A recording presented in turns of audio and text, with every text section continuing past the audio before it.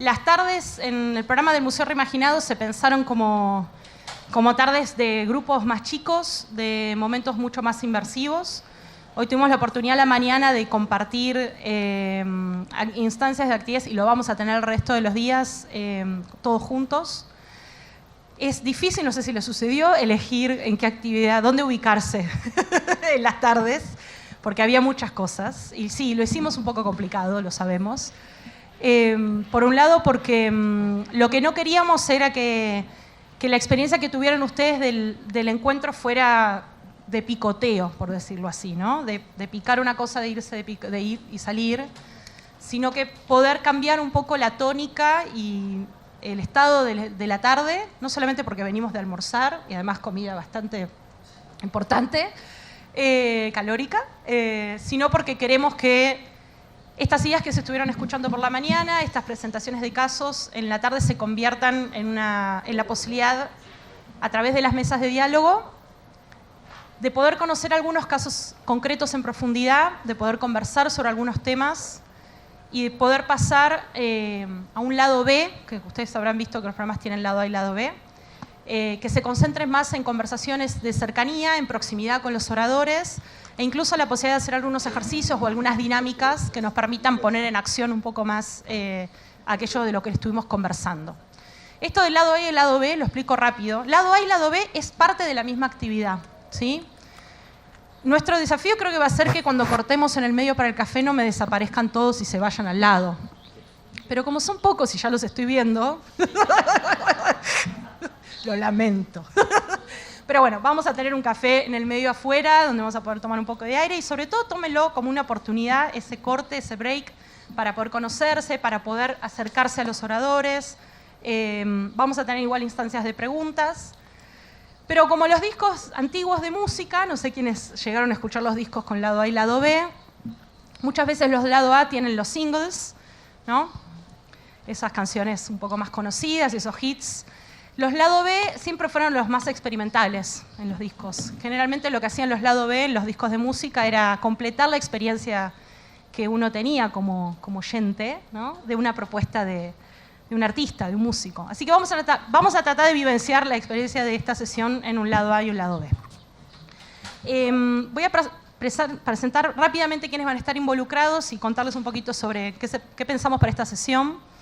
Es una mesa muy Babel, es una mesa con muchas lenguas y tenemos 4 oradores que vienen de 4 lugares totalmente diferentes. A mi lado tengo a Gelton. Gelton viene de Belo Horizonte y va a presentar su proyecto de Circuito de Libertad. Lo tenemos a Mateo Merzagora, que viene de París. ¿Vos sos francés de nacimiento? Your original French? No. Italiano. Italiano. La tenemos a Carol Rogers, que viene de Gran Bretaña, de Liverpool, de los Museos Nacionales de Liverpool, y Sergio Restrepo, que es el local, el colombiano, y que es si hay gente aquí local, lo conoce a Sergio. Y también se va a estar sumando en esta sesión, lo habrán visto en el programa, Violeta, que si podés levantar la mano. Violeta Broinstein es una colega que viene de Argentina, trabajó en TIPA muchos años, trabaja actualmente en el Ministerio de Cultura, también de allá de Argentina, en la dirección de los Museos Nacionales. Y es una gran colega y nos va a estar acompañando sobre todo en la facilitación del lado B, que va a implicar que nos movamos un poco, que corramos las sillas y que esta situación de un poco más tradicional de conversación se desarme. Cuando empezamos a pensar el programa entero, el reimaginado, acá me voy un poco más a lo general del programa, porque justamente es algo que estuve involucrada más también. Uno de los temas que aparecía como algo que queríamos abordar tenía que ver con las prácticas de colaboración, un tópico que a mí me interesa particularmente y que también exploro en otros proyectos que realizo. Y también pensamos en un tema que quizás funcionara como la otra cara de algo que acá se mencionó mucho y seguramente lo van a seguir escuchando en otras sesiones, que tiene que ver con las acciones, digamos, y el poder de las acciones y la transformación de las acciones. Algo que suena mucho en el reimaginado y lo sostenemos también, tiene que ver con la capacidad y el poder que tenemos nosotros como profesionales de instituciones de generar transformaciones y cambios desde el lugar de nuestro escritorio, y sin descreer de eso, sin descreer de la capacidad individual, más allá del lugar donde uno se encuentre, de poder de acción que uno puede llevar adelante y de cómo eso puede transformar, en principio, la institución en la que uno trabaja. Acá a mí me gustaría explorar otra cosa, que es como el fenómeno más colectivo y más grande de eso, ¿no? ¿Cuánto tiene que ver esas microacciones o esas micro, digamos, como políticas con las acciones o con las iniciativas que vinculan a distintos actores, que toman escalas impensadas, que tienen una cualidad colectiva, que son ambiciosas, porque si hay algo que tienen estos 4 proyectos, más allá de que son muy diferentes y suceden en contextos muy distintos, y esto es algo también muy, muy particular, es que son proyectos ambiciosos porque plantean una forma de trabajo totalmente novedosa y nueva, como es el caso del proyecto de Mateo, y que se centran en la posibilidad de construir conocimiento de otra forma, a través de un dispositivo y un lenguaje que le es puro y quizá el más vinculado a los museos, que son las exposiciones, uno de los proyectos. Proyectos que abordan el espacio de lo público, como puede ser el proyecto de Gelton o algunas de las acciones que también Sergio ha llevado adelante acá en Colombia, en Medellín también en particular, que repiensan el rol de la ciudadanía, que necesariamente necesitan de otros para que suceda, a veces generando disrupción, a veces generando mucha incomodidad o trabajando desde la incomodidad y adoptando esa incomodidad como parte del proceso de trabajo. Proyectos que toman temas que si uno se lo pusiera a pensar, digamos, no en este momento, ¿no? Pero en otras épocas parecerían no pertinentes a los museos, como es el proyecto de Carol, que trabaja sobre problemas reales, de personas reales en poblaciones muy distintas, y que además es un proyecto que ha logrado escalar, uno de ellos, de una forma inesperada, y que nos hacen preguntar acerca de, bueno, la especificidad de los museos, ¿no? ¿Puede un museo trabajar una iniciativa a nivel nacional que abogue por temas vinculados a la salud, por ejemplo, de la población, de las personas mayores, de las personas con Alzheimer? Pero todos tienen en común que son proyectos que necesariamente involucran a distintos actores, donde el museo está, pero no es lo único, por decirlo así. En muchos casos suceden dentro de los museos y en otros casos son proyectos que no suceden dentro de museos, ¿sí? Y cuando empezamos hice circular como algunas ideas y algunas preguntas entre ellos. No se me ocurría mucho el nombre de la sesión, y es un poco poético el título, pero creo que hay algo de esa ambición que está en el espíritu de estos 4 oradores, que tiene que ver con esas utopías, que no necesariamente son románticas, ¿no? A veces las utopías uno las piensa como algo romántico, sino que tienen que ver con la posibilidad de pensar un poco más en grande, que tienen que ver con la posibilidad de enfrentarse a lo incómodo, que tienen que ver también con cierta rebeldía en muchos aspectos. Incluso la canción me hizo acordar el título me hizo acordar una canción, de ahí vino, de Joan Manuel Serrat, que es un artista catalán, no sé si lo conocen, quizá los hispanos sí, que tiene una canción no tan reciente que también se llama Utopía. No sé si la conocen. Ok, Utopías, así es. Y que justamente tiene una estrofa que habla de las utopías que son incorregibles, que no tienen bastante con lo posible y que levantan sobre todo huracanes de rebeldía o que ponen incómodos a otros y que trabajan a veces desde esa incomodidad. Creo que hay algo que está muy presente en el espíritu de estos casos que vamos a trabajar. En sí, la sesión justamente lo que va a abordar son estas prácticas de colaboración que llevan a los museos a salir y a las personas que se involucran en proyectos asociados a museos a salir de los puestos asignados, de los lugares comunes, a explorar vinculaciones con socios que no son usuales, a movilizar acciones colectivas para cambiar una situación dada, eso es algo que tienen. Muchas de estas, como decía, colaboraciones pueden llevar a una transformación de la organización y vamos a ver si estos proyectos, o a mí me intriga mucho saber cómo afectaron o cambiaron a las instituciones en las que ustedes trabajan y a las personas que las llevaron adelante, o incluso también influenciar en políticas públicas. Hoy hablamos, en la primera conversación que abrió Américo a la mañana, se hablaba justamente del rol político y cívico del museo, y acá tenemos, digamos, casos que de alguna manera han tenido de forma muy efectiva o de manera indirecta quizá la posibilidad de modificar las maneras en las que se construyen esas políticas públicas sobre el espacio de lo público, sobre temas vinculados a lo que afectan a las poblaciones.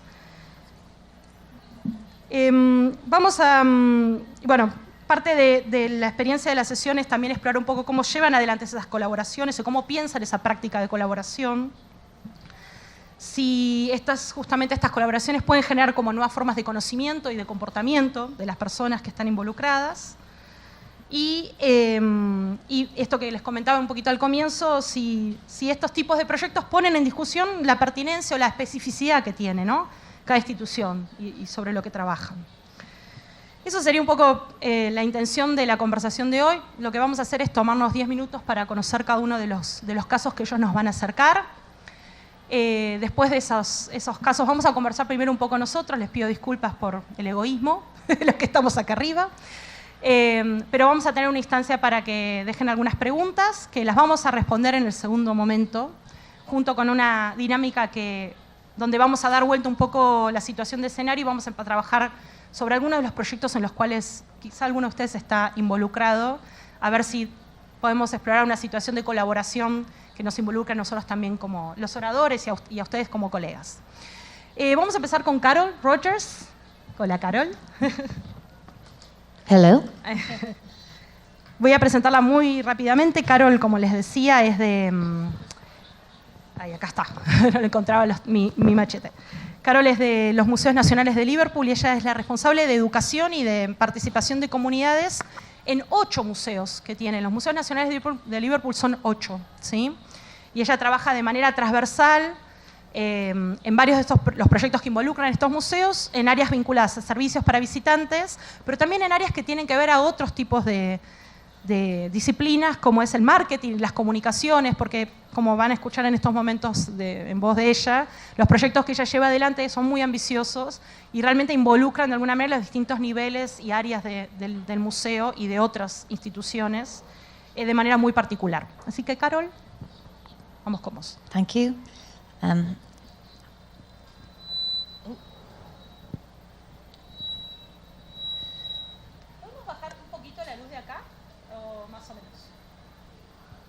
¿Podemos bajar un poquito la luz del escenario? ¿Se ve bien? ¿Sí? Sí, sí. Ok.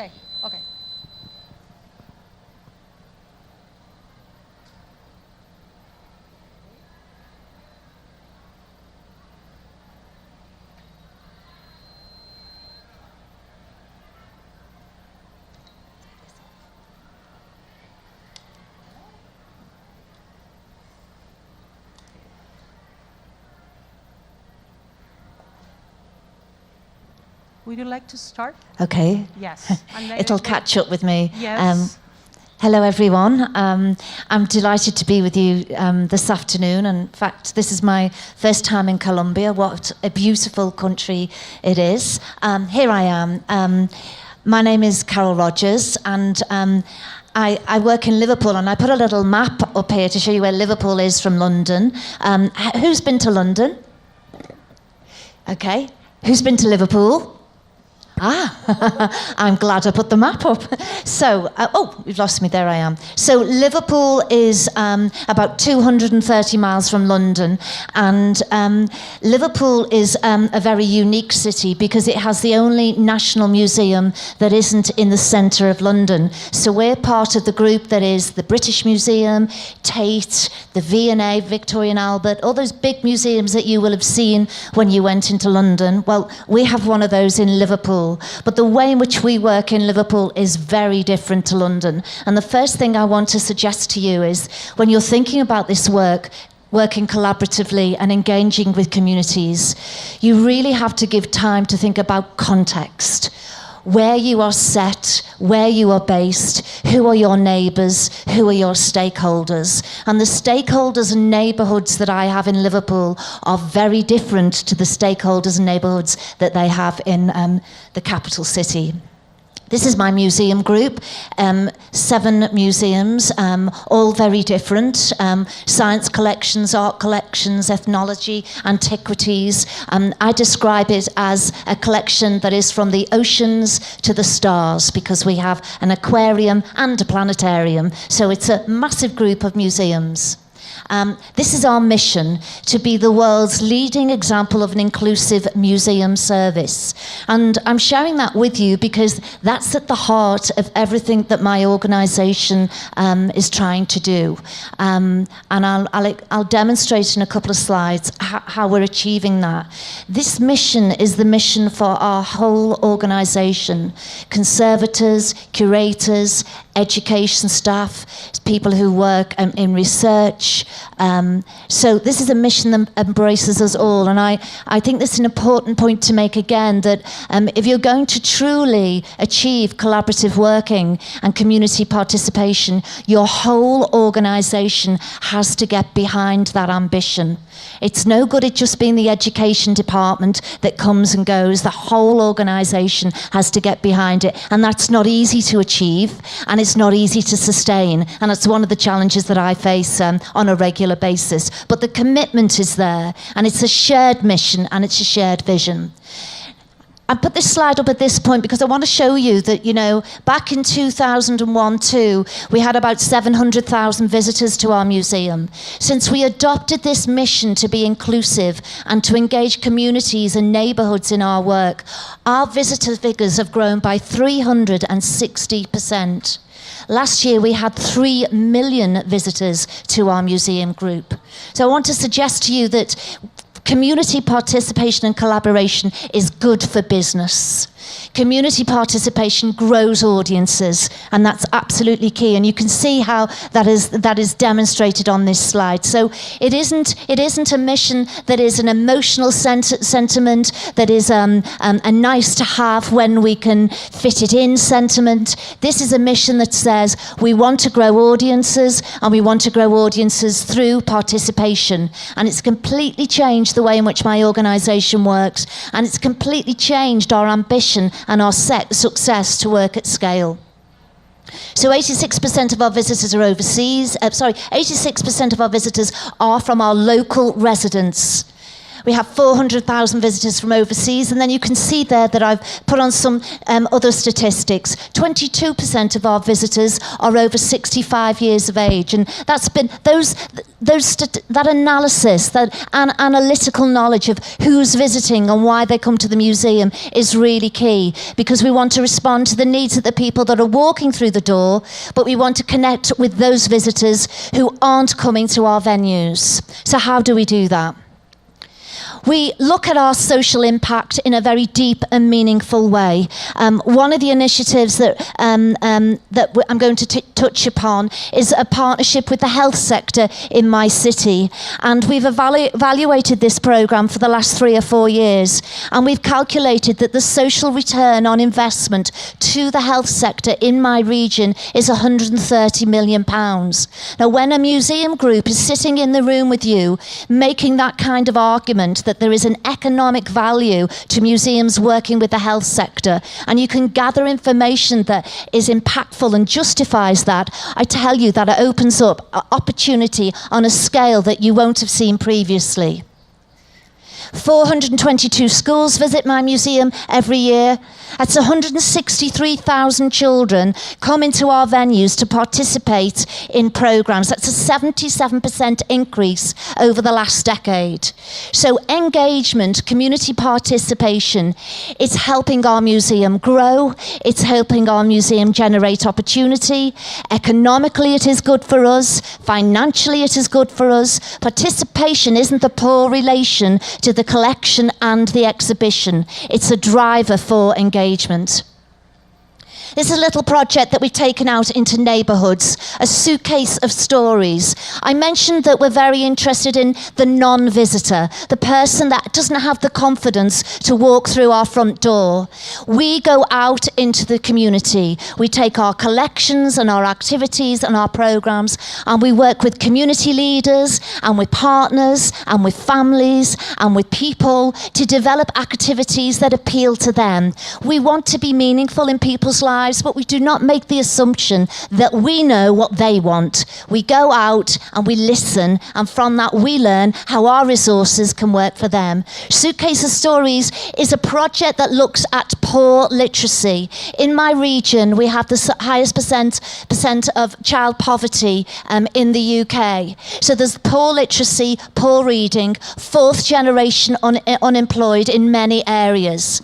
And reading and literacy begins with language and begins with communication. So A Suitcase of Stories is developed in partnership with nursery schools. It's children from 2 to 5 years of age. We want to encourage the museum habit from the very beginning of life, because we want the journey to be throughout our visitors' lives. Suitcase of Stories is about getting children and parents to talk to each other. Here's a quote from one of the parents. I think this project has been fantastic for the kids. Just seeing them, enjoying themselves and telling stories. Since you came into the nursery, she makes her own stories up at bedtimes. We even have a go at making up stories together. Now that's a massive shift for a parent that felt that she couldn't engage with her child to talk about reading and listening and language and speaking. And behind this project, we've amassed loads of data, because what we've learned is that the education sector needs the evidence from us to justify that this work is work they really need in the heart of their settings. So again, I would encourage you to think about, how do we demonstrate impact? How do we demonstrate impact to all the different stakeholder groups that we might want to work with? This is another project that I will just touch upon. This is called Postcode, Old Masters and Young Voices. I developed this initiative in Liverpool at a time where there was massive social unrest. Young people across our city were, and it has to be said, still are disenfranchised. They do not feel that their city is for them. They do not feel that they have life chances. They do not feel that they can develop careers, develop skills. Young people are trapped in a system of not having opportunity. So Postcode took our collection of art, our art collection from the Walker Art Gallery, where we have a fantastic Old Masters collection. And we went out onto the streets of Liverpool with a photographer and a video artist. And we worked with young people to ask them about their postcode. Now, I think where you live, it might be called a zip code. Is that right, a zip code? So postcode where I live, postcode denotes where you live. And if your postcode is from an area that has a bad reputation, that reputation sticks. And that postcode is a label on your life. And when you're a young person, that postcode follows you wherever you go. And it is heavy on your shoulders to have a postcode that doesn't speak well of your neighbourhood, your family, or you. So we wanted to reinvent the meanings behind the postcodes. And we worked with a group of young people. And they came up with this slogan. The idea behind postcode is to take away the prejudice based simply on your clothes and where you live. The Old Masters style is to remind older generations that they were young once too. We put on a major exhibition of this work in the museum. 800 people came to a VIP reception. It was the main exhibition in our museum for the summer. 8,000 people saw the postcode exhibition. The labels, the artwork, the hanging, the whole design was informed by the young people involved. It wasn't in an education room, off somewhere from a gallery where it was hidden. It was our main show, and that empowered the young people, and it built a trust with us that we hadn't seen before. And from that, we've gone on to achieve great success with engagement. And I'm talking about teenagers here. I'm talking about young people 14 years and above who are really hard to connect with. And if they come from areas where they have no opportunity and they feel judged by that, they're not going to skip into your museum. They're not going to listen to our marketing. They're not going to look at our social media. We have to go out and we have to find them. We're the first museum in the UK that we're a reporting centre for hate crime. We have the International Slavery Museum, and we work with the police and we work with the local services, that if anybody wants to report a hate crime, they can do so in complete confidence and confidentiality in the museum. We're positioning the museum as a safe haven in the community, a place that can support you, a place that can enable you to find your voice. I'm going to end now just with one or two quick slides and hopefully play a short film, because we've got a lot to get through and loads of great projects to hear about. But I wanted to end on this project. So this is the project that really has taken us into a completely different way of working. The House of Memories is a project that I've designed to support people living with dementia. And I designed it from the very beginning to work at scale. I designed a museum project that began in Liverpool that has now extended right across the UK. House of Memories, very simply, takes museum objects and sensory interactions and communication to enable people living with dementia to connect with the memories that may be most prevalent in their mind. If you're familiar with Alzheimer's, people living with Alzheimer's often return to their youth and their past. They lose the ability to retain short-term memory, and they return to their long-term memories. Well, look who's sitting in the room, ladies and gentlemen. We are houses of memories. We collect and look after memories that were thousands of years old, and we also look after memories from yesterday. And that's a resource that hospitals, health and social care centres can utilise to support people to live well with dementia. So how does it work? It positions the museum as a community asset, a community social asset. It follows the dementia journey from early diagnosis right the way through until end of life. Crucially, we developed it in consultation with the experts of experience. The experts of experience are the people living with Alzheimer's. Not the health sector, not the museum professionals, the people living with Alzheimer's. We're using digital resources and technologies, and the film will show that in a minute. And the whole programme is designed to be intuitive, accessible, and just work anywhere. House of Memories can work in your living room, in your doctor's surgery, in your museum. It can work when you're in hospital. It travels with you. And how we've designed it is that we pass on the skills that we all have as museum professionals, and we've trained the health sector and we've trained families to use museums and objects as a resource for conversation. We've also created a digital version of it that's an app. We've trained now 11,500 carers in the UK to use the House of Memories programme. That's working at a scale we have never worked at before. And I'm just about to launch House of Memories in the USA. I've just received a large grant to develop it with the Minnesota Historical Society. And we're talking through the British Council with museums in East Asia. This project can work anywhere in the world. So I'm going to end now with a short film that hopefully my colleague at the back of the room can activate for me. This is the House of Memories in action.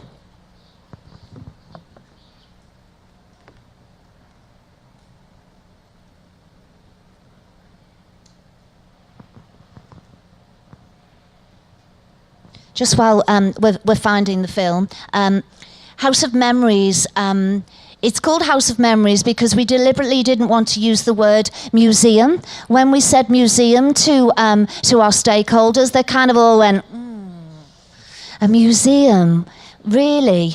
But when we talked about memories and we talked about museums or houses of memories, that completely resonated with them. So we've had to think about our professional language and how we approach partnership. Here we go, it's just at the bottom there. Hopefully it will come onto the big screen. And we need to turn the volume up a bit.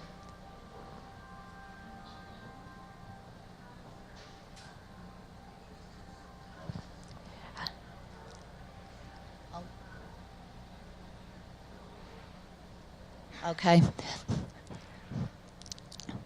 Maybe, Florencia, it's okay if time's tight. We can get some sound.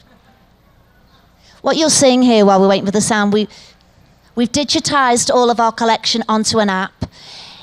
It's a free download. It's called My House of Memories. You can use it on any tablet, any device, Kindle, and it's just packed full of memories and resources and film and music, and it completely connects with people. In a moment, you'll see an image that is a memory tree. The app allows you to save the memories that you love the most, to export them to your friends and families. It's connecting people in a way that we hadn't seen before.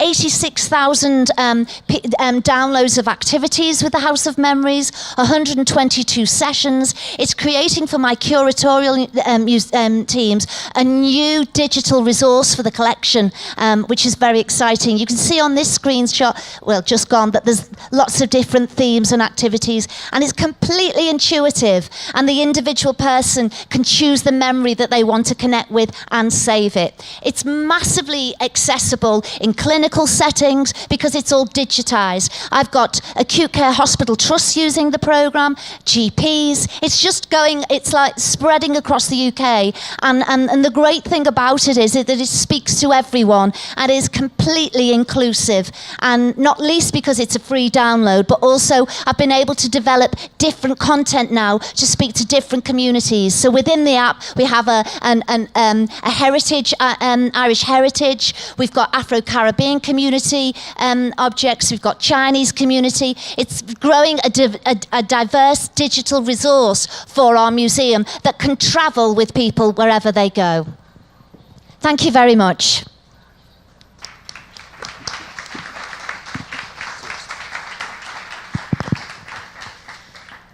Solo...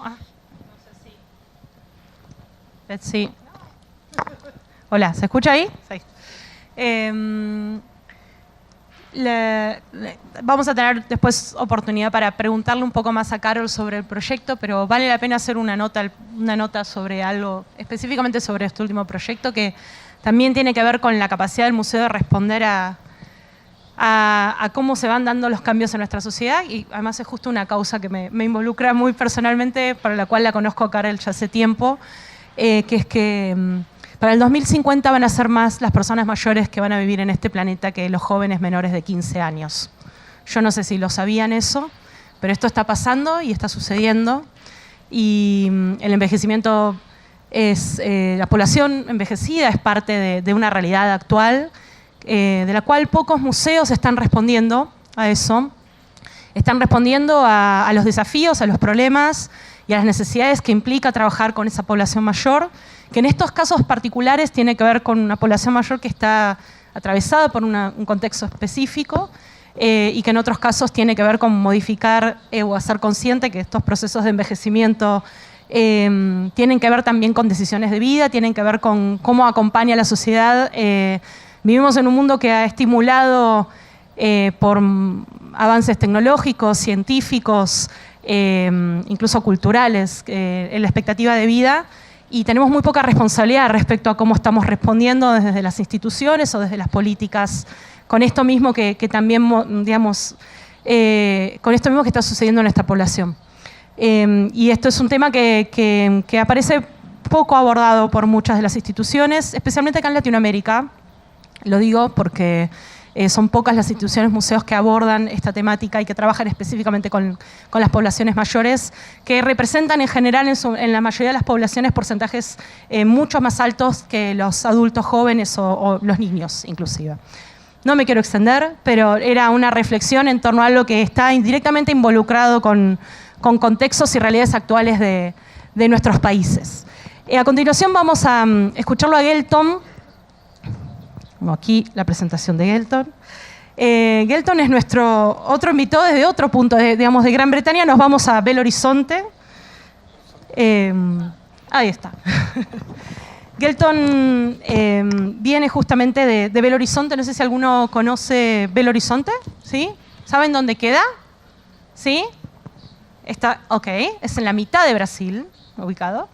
Gelton dirige desde el año 2015 el proyecto Circuito de Libertad y de Respeto, que tiene principalmente 3 líneas de trabajo que nos va a contar, que vincula juventud, movilidad urbana y sobre todo trabaja con personas en situación de calle. Kelton. É um prazer muito grande estar aqui com vocês.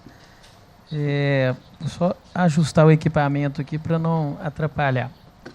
Enfim, primeiro agradecer o convite de estar em Medellín, que é uma cidade que Belo Horizonte copia. Talvez vocês não saibam disso, mas muitas das políticas públicas que vocês executam aqui há alguns anos, por exemplo, transporte, bicicletas, alguns outros temas, Belo Horizonte tem copiado nos últimos anos. E para mim foi muito legal, quando eu vim do aeroporto, passar pelas montanhas e ser muito semelhante à minha cidade, né? E ainda mais ontem, que teve um carnaval na rua. Eu já coordenei o carnaval em Belo Horizonte, a gente teve uma festa do Halloween aqui ontem que eu não consegui ficar dentro do hotel, saí e fui curtir nas ruas com vocês, e foi a coisa mais linda. Enfim, essa é a vista de Belo Horizonte, que dependendo de onde você olha de Medellín, é muito semelhante, né? É eu mesmo que passo, vamos lá. Para a gente localizar, fiz uma cópia da minha amiga de Liverpool, Brasil, Minas Gerais, Praça da Liberdade, né, dentro de Belo Horizonte. E aí é o espaço que a gente está falando. São 15 locais de cultura, todos eles são do governo, alguns concedidos à iniciativa privada. Então nós temos vários parceiros trabalhando na gestão desses museus, teatros, bibliotecas e espaços diversos para oficinas. Uma linha do tempo, só para a gente ver como é recente essa ideia do Circuito Liberdade, né? Antes, esse local era sede do governo, e aí houve uma mudança, e aí, a partir desse momento, esses prédios foram ocupados por espaços de cultura. Né? Há um rompimento aqui, que eu quis destacar no ano de 2015, em que o governo decide colocar dentro do patrimônio histórico, ou seja, do órgão que cuida do patrimônio histórico, essa instituição chamada Circuito Liberdade. Ok? A visitação nossa, no Brasil, a gente tem uma dificuldade muito grande de levar público. Então, quando a gente fala de 1.500.000 pessoas visitando num ano esses espaços, isso é muita coisa, muito mesmo. A população de Belo Horizonte hoje está em torno de 2.300.000 habitantes. Tá? Essa era a situação de 1 ano e meio atrás. Ela é diferente do que muitos de vocês encontram aqui em alguns locais? Não é, não é? Não é diferente também nos vários locais do mundo. Por uma infelicidade em sociedade, muitas vezes a gente faz escolhas erradas e a gente deixa de cuidar de pessoas. E elas passam, muitas vezes, a se encontrar nessas situações em espaços também desorganizados. Ou seja, quando a gente pensa um projeto para os museus, para as pessoas, a gente tem que pensar em todas as pessoas e não só algumas pessoas. Então, o projeto Circuito da Liberdade e do Respeito, ele surge para que todas as pessoas, independente de qualquer situação, possam visitar os museus. A metodologia que a gente utilizou começou com um bate-papo com um francês chamado Poulain, que desenvolveu uma metodologia que chama diálogo transcultural. Isso acontece quando você tem discursos, opiniões, vivências distintas, né? E e todas essas vivências são legítimas, porém são contraditórias. Ou seja, todos vivem no mesmo espaço, mas determinadas contraposições fazem com que as coisas não fluam bem. Enfim, nós começamos a mudar a lógica. A primeira coisa que a gente fez foi uma pesquisa ampla durante 3 meses, escutando os gestores dos espaços e escutando as pessoas em situação de rua. elas nunca tinham sido escutadas, para nossa surpresa. Ninguém tinha ido conversar com elas para saber por que elas estavam ali, o que levou à situação de rua. Enfim, a gente optou por escutar, né, as pessoas, em vez de oprimir ou de mandar embora, de colocar as forças policiais para tirarem elas da vista da gente. E aí começamos a agregar atores, pessoas que pudessem compartilhar conosco, porque a gente tinha um problema que era simples. Essa situação de rua, ela não é competência do patrimônio histórico. Mas nós, como patrimônio histórico, não aceitávamos essa situação.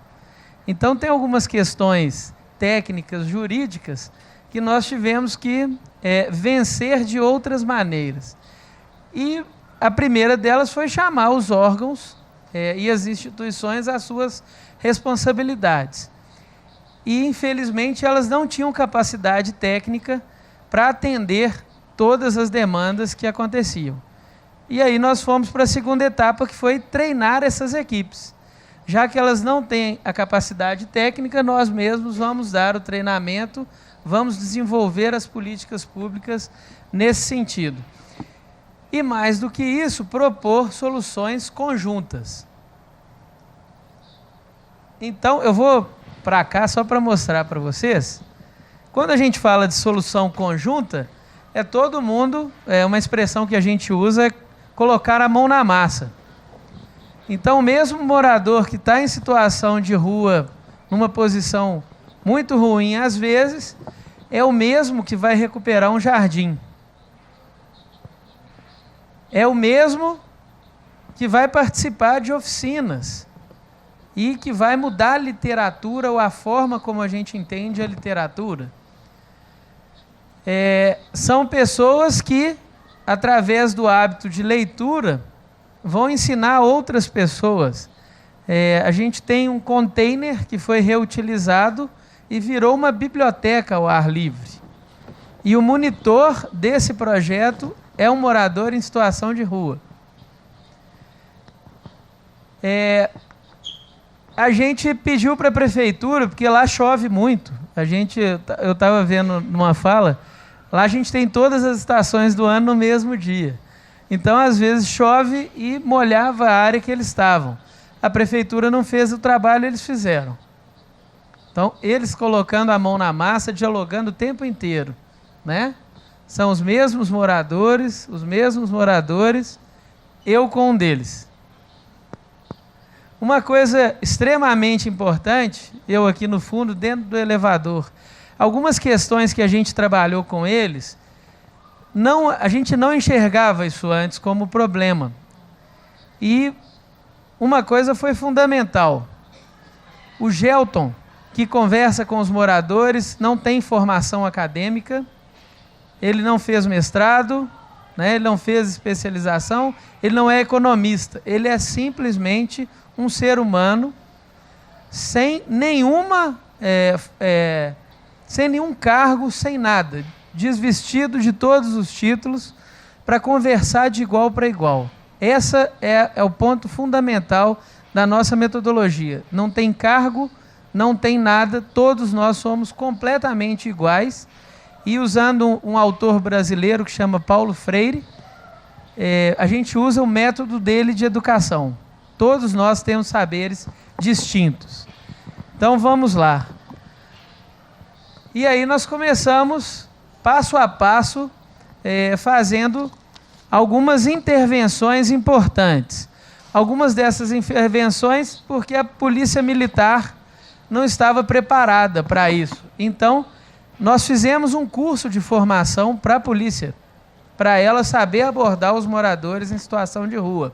E há um ano mudou a instrução normativa da PM e agora eles têm, durante a formação, um curso que trabalha com moradores em situação de rua, e o curso é dado por um ex-morador em situação de rua. Isso é muito significativo para a gente conseguir mudar a forma com que as forças policiais lidam com os moradores em situação de rua. Para a gente pode parecer simples, Mas um animal que está com o morador em situação de rua, ele garante a segurança do morador, assim como a pessoa em situação de rua é garantida pelo animalzinho. Esse animalzinho é que garante o sono tranquilo dele. Ele dorme sabendo que se alguém chegar perto, esse animalzinho late. Então, quando a gente faz uma oficina dentro da biblioteca pública, o animalzinho vai junto, não é? Ele não pode deixar o animalzinho dele do lado de fora. Então, nós temos que adequar as nossas bibliotecas e espaços para que eles possam frequentar. Essa é uma nossa moradora que ela gosta de salto alto, assim como muitos de nós gostam de salto alto. Então, dentro dos projetos, ela recebeu uma doação que mudou completamente o visual. Vocês vão ver mais para frente como que isso funcionou. E a gente fez várias oficinas, inclusive utilizando a questão musical com eles. Todas as questões aqui são importantes para que os órgãos que têm a competência para realizar sejam chamados na responsabilidade deles. Como não é função do patrimônio histórico, a gente cobra que eles façam. E a gente fez isso de uma maneira muito tranquila. Nós temos o Tribunal de Justiça e o Ministério Público no Brasil. Se eles não fazem, a gente chama o Tribunal de Justiça para que eles façam. De uma maneira bem tranquila e democrática. Outra questão que a gente fez também foi trabalhar os grupos de voluntariado, para a gente ter mais capacidade de reação diante dos fatos. Porque, por exemplo, uma questão grave que acontece com os moradores em situação de rua é a perda da dentição. Isso afeta não só a saúde, mas afeta a autoestima. Isso afeta muito a reinserção dessa pessoa, caso ela deseje voltar à sociedade, né? Então, a gente tem um grupo de voluntários que estão trabalhando com isso. A gente conseguiu uma van que vai atender todos os moradores em situação de rua em Belo Horizonte. É uma van com consultório odontológico para atender o morador de rua onde ele está, não deslocar esse morador. Isso foi um caso específico de um casal de moradores em situação de rua.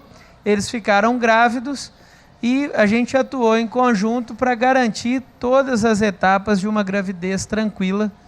E hoje eles saíram da situação de rua, estão morando em uma cidade ao lado de Belo Horizonte. A gente continua acompanhando o caso deles, né? Na maternidade, no Brasil, apesar de a gente não conseguir no sistema de saúde atender todo mundo, todos esses serviços são gratuitos. Então, esse atendimento médico, odontológico, tudo isso faz parte de um programa de saúde pública, que, infelizmente, pelo atual governo, que fez um golpe de Estado através de parlamentares, tem cortado todas as verbas, tanto para educação, para saúde e outras áreas. Então, a gente está em constante disputa para continuar funcionando as coisas. Essa foi uma oficina que a gente fez dentro da biblioteca no setor de obras raras. Nós temos livros nessa biblioteca pública que são anteriores à chegada dos portugueses no Brasil. E aí um fato foi muito interessante. Um senhor que trabalha na biblioteca, na parte de vigilância, dormiu à noite, houve um curto-circuito e começou um incêndio numa parte da biblioteca. Sabe quem salvou a biblioteca? Os moradores em situação de rua. Eles chamaram o bombeiro, eles chamaram a polícia e eles começaram a agir para que a biblioteca não pegasse fogo. Então, se a gente tem uma biblioteca de obras raríssimas, foi por causa deles e da atuação deles. Eu vou tentar ser bem rápido. A gente tem trabalhado com grupos específicos também, de segurança pública, de cicloativismo e separados de trânsito, tá? Porque a gente está trabalhando pontualmente com cicloativismo para tentar substituir o uso de carros e ônibus na cidade. Juventudes, porque a gente não entende que Os jovens são um só, então são muitos jovens, vários tipos de jovens, vários grupos de jovens diferentes. E um trabalho de saúde mental e redução do uso de drogas. E aí são vários tipos de drogas, né? Desde bebida, enfim. A questão da bicicleta dentro do museu, né? A gente tem mudado alguns espaços para que o ciclista possa chegar com a bicicleta dele, parar na porta do museu e utilizar os serviços. A gente fez uma provocação, transformando o meio da rua num local de se curtir. Fizemos uma espécie de praia, porque Belo Horizonte não tem praia, e fizemos uma praia no meio da rua para que as pessoas pudessem visitar. Outra questão que a gente atua é de fechamento do trânsito. Durante alguns períodos a gente fecha completamente a rua para provocar mesmo o debate. A rua passa a ser apropriada pelas pessoas porque nós entendemos que elas merecem mais lugar do que o carro. Então a gente tem feito um pouco dessa disputa lá. Nós começamos com também um trabalho de saúde coletiva, de alimentação urbana. Então a gente fez uma horta dentro do Circuito Liberdade. Então, as escolas públicas, junto com os espaços, junto com os moradores, produzindo alimentos e outros tipos de produtos lá, né? Há instituições parceiras nossas também. Aqui uma reunião que eu chamo de cúpula, não pela importância, mas porque são as pessoas que vão cobrar os outros se não fizerem. Então, a gente tem feito isso. O pessoal da Polícia Militar, você vê como é que eles estão felizes depois do curso. Então, não foi nada que eles não quisessem fazer em conjunto. E aqui a gente vê as transformações ao longo do último ano, para a gente finalizar. Essa era a porta da biblioteca pública, essa é o local hoje. Essa era a nossa amiga, hoje ela está nessa situação, completamente diferente da situação que ela se encontrava antes. Da mesma maneira, os espaços foram reorganizados. No Brasil, nós temos uma expressão que é Cracolândia, que é um local, um canto segregado em que as pessoas vão utilizar drogas. E a gente tem trabalhado muito para vencer isso, para que as pessoas possam curtir a vida, possam utilizar todos os espaços sem nenhum tipo de discriminação. Só para destacar e finalizar a apresentação, há muitos interesses que entram em conflito. Como vocês podem imaginar, a polícia e nós vamos ter um interesse diferente quando a questão é drogas. Para a polícia, ela vai apreender a pessoa e o material. Nós queremos recuperar as pessoas. Então, os últimos 3 traficantes de drogas que passaram pela praça estão hoje fora da situação de rua. Esse, para nós, é um resultado muito positivo do trabalho, porque a gente tem recuperado pessoas integralmente e não só os espaços. Para nós, a apropriação dos espaços e a frequência das pessoas é muito mais importante do que simplesmente um prédio.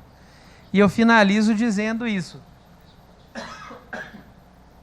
O nosso grande patrimônio é a circulação das pessoas e a utilização dos espaços públicos por todos, independente da renda, classe, cor, enfim, de qualquer questão. Nós começamos a romper tanto que hoje de manhã eu me emocionei muito na palestra.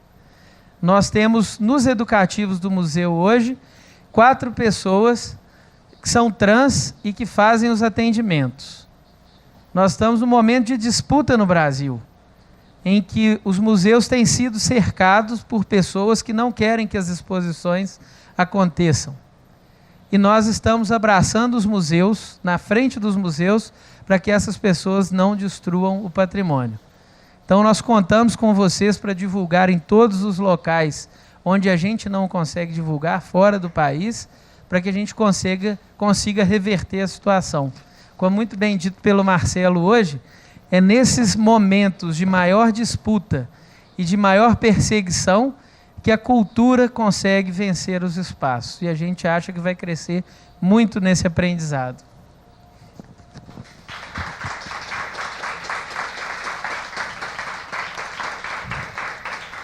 Gracias, Elton. Vamos a seguir con Mateo. Mateo, es el director científico de Traces, que es Traces. No sé exacta las siglas, sé que en inglés significa Science, Communication, Think and Do Tank. Forget about it. Ok. Important. Y es el director y Ciencia Cultura del Parque de las Ciencias Gilles Lejeune, que está en París, en donde trabajan en distintos programas vinculados a artes y cultura que se concentran en el empoderamiento de ciudadanos a partir del conocimiento científico. ¿Tú? ¿Funciona? Sí. Ok. Okay. No, este no es el inicio. Si puede, esa es la conclusión.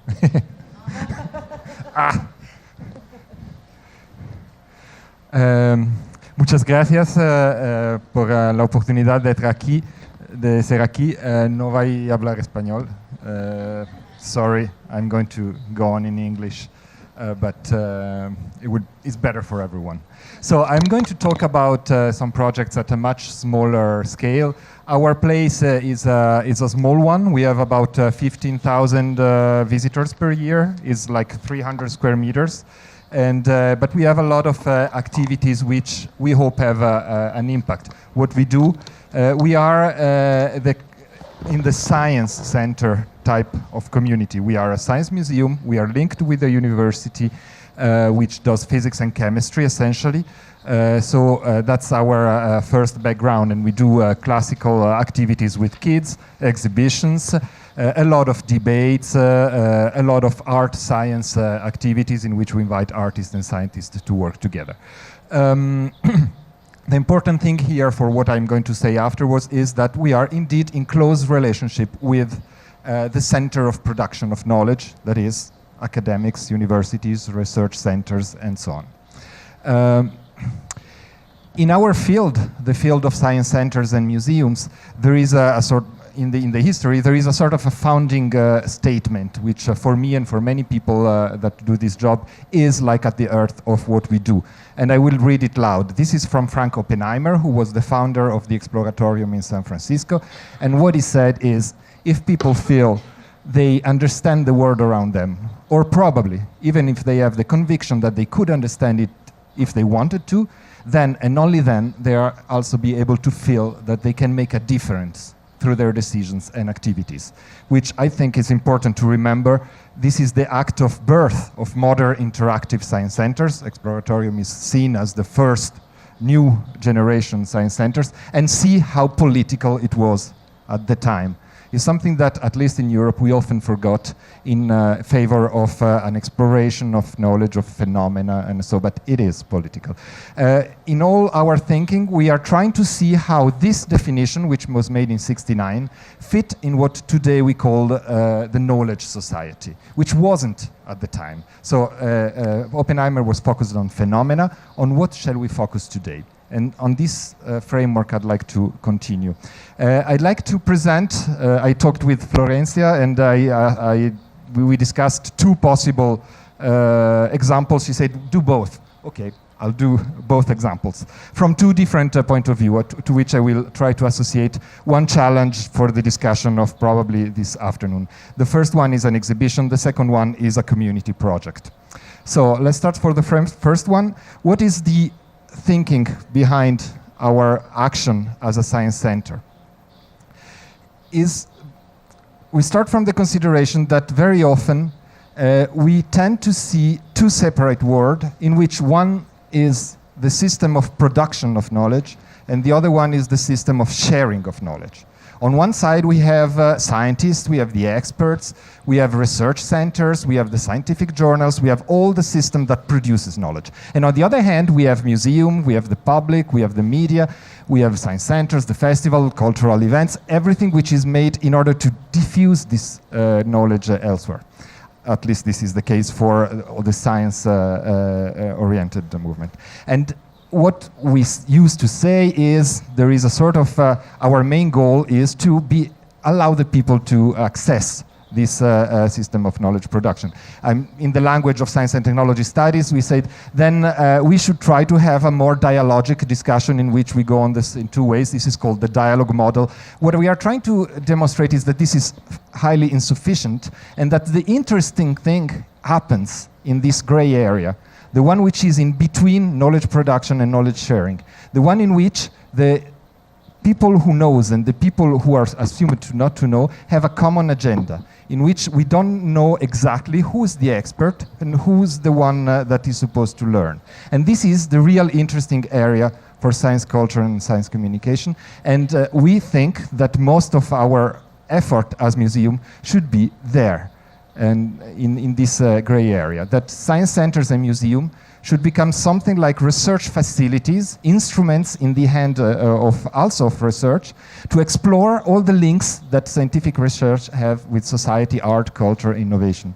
So they should also be knowledge production device and not only device to share knowledge. But this needs, of course, broad and innovative partnerships in which scientists, founders, public are not the only one in the game. Let's make an example. Is the last exhibition we did is called Science Frugale, Frugal Science. It's what we call a forum exhibition at the crossroad between scientific research, the maker culture, and international cooperation with developing countries. We wanted to cross these three cultures, the one of research, the one of makers, and the one of international cooperation.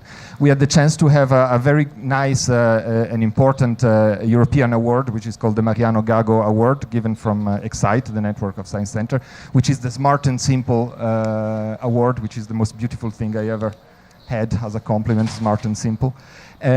So basically, to make it very simple, and I will be very quick not to take all the time, you can make extremely well-performing microscope by dismantling a CD-ROM in which there is highly performant laser light, lenses which are of extremely high quality, a system of control of movement, and by just hacking in a very simple way this type of old technology, you can make extremely performative scientific instruments that are of high quality also for research, for sure for education.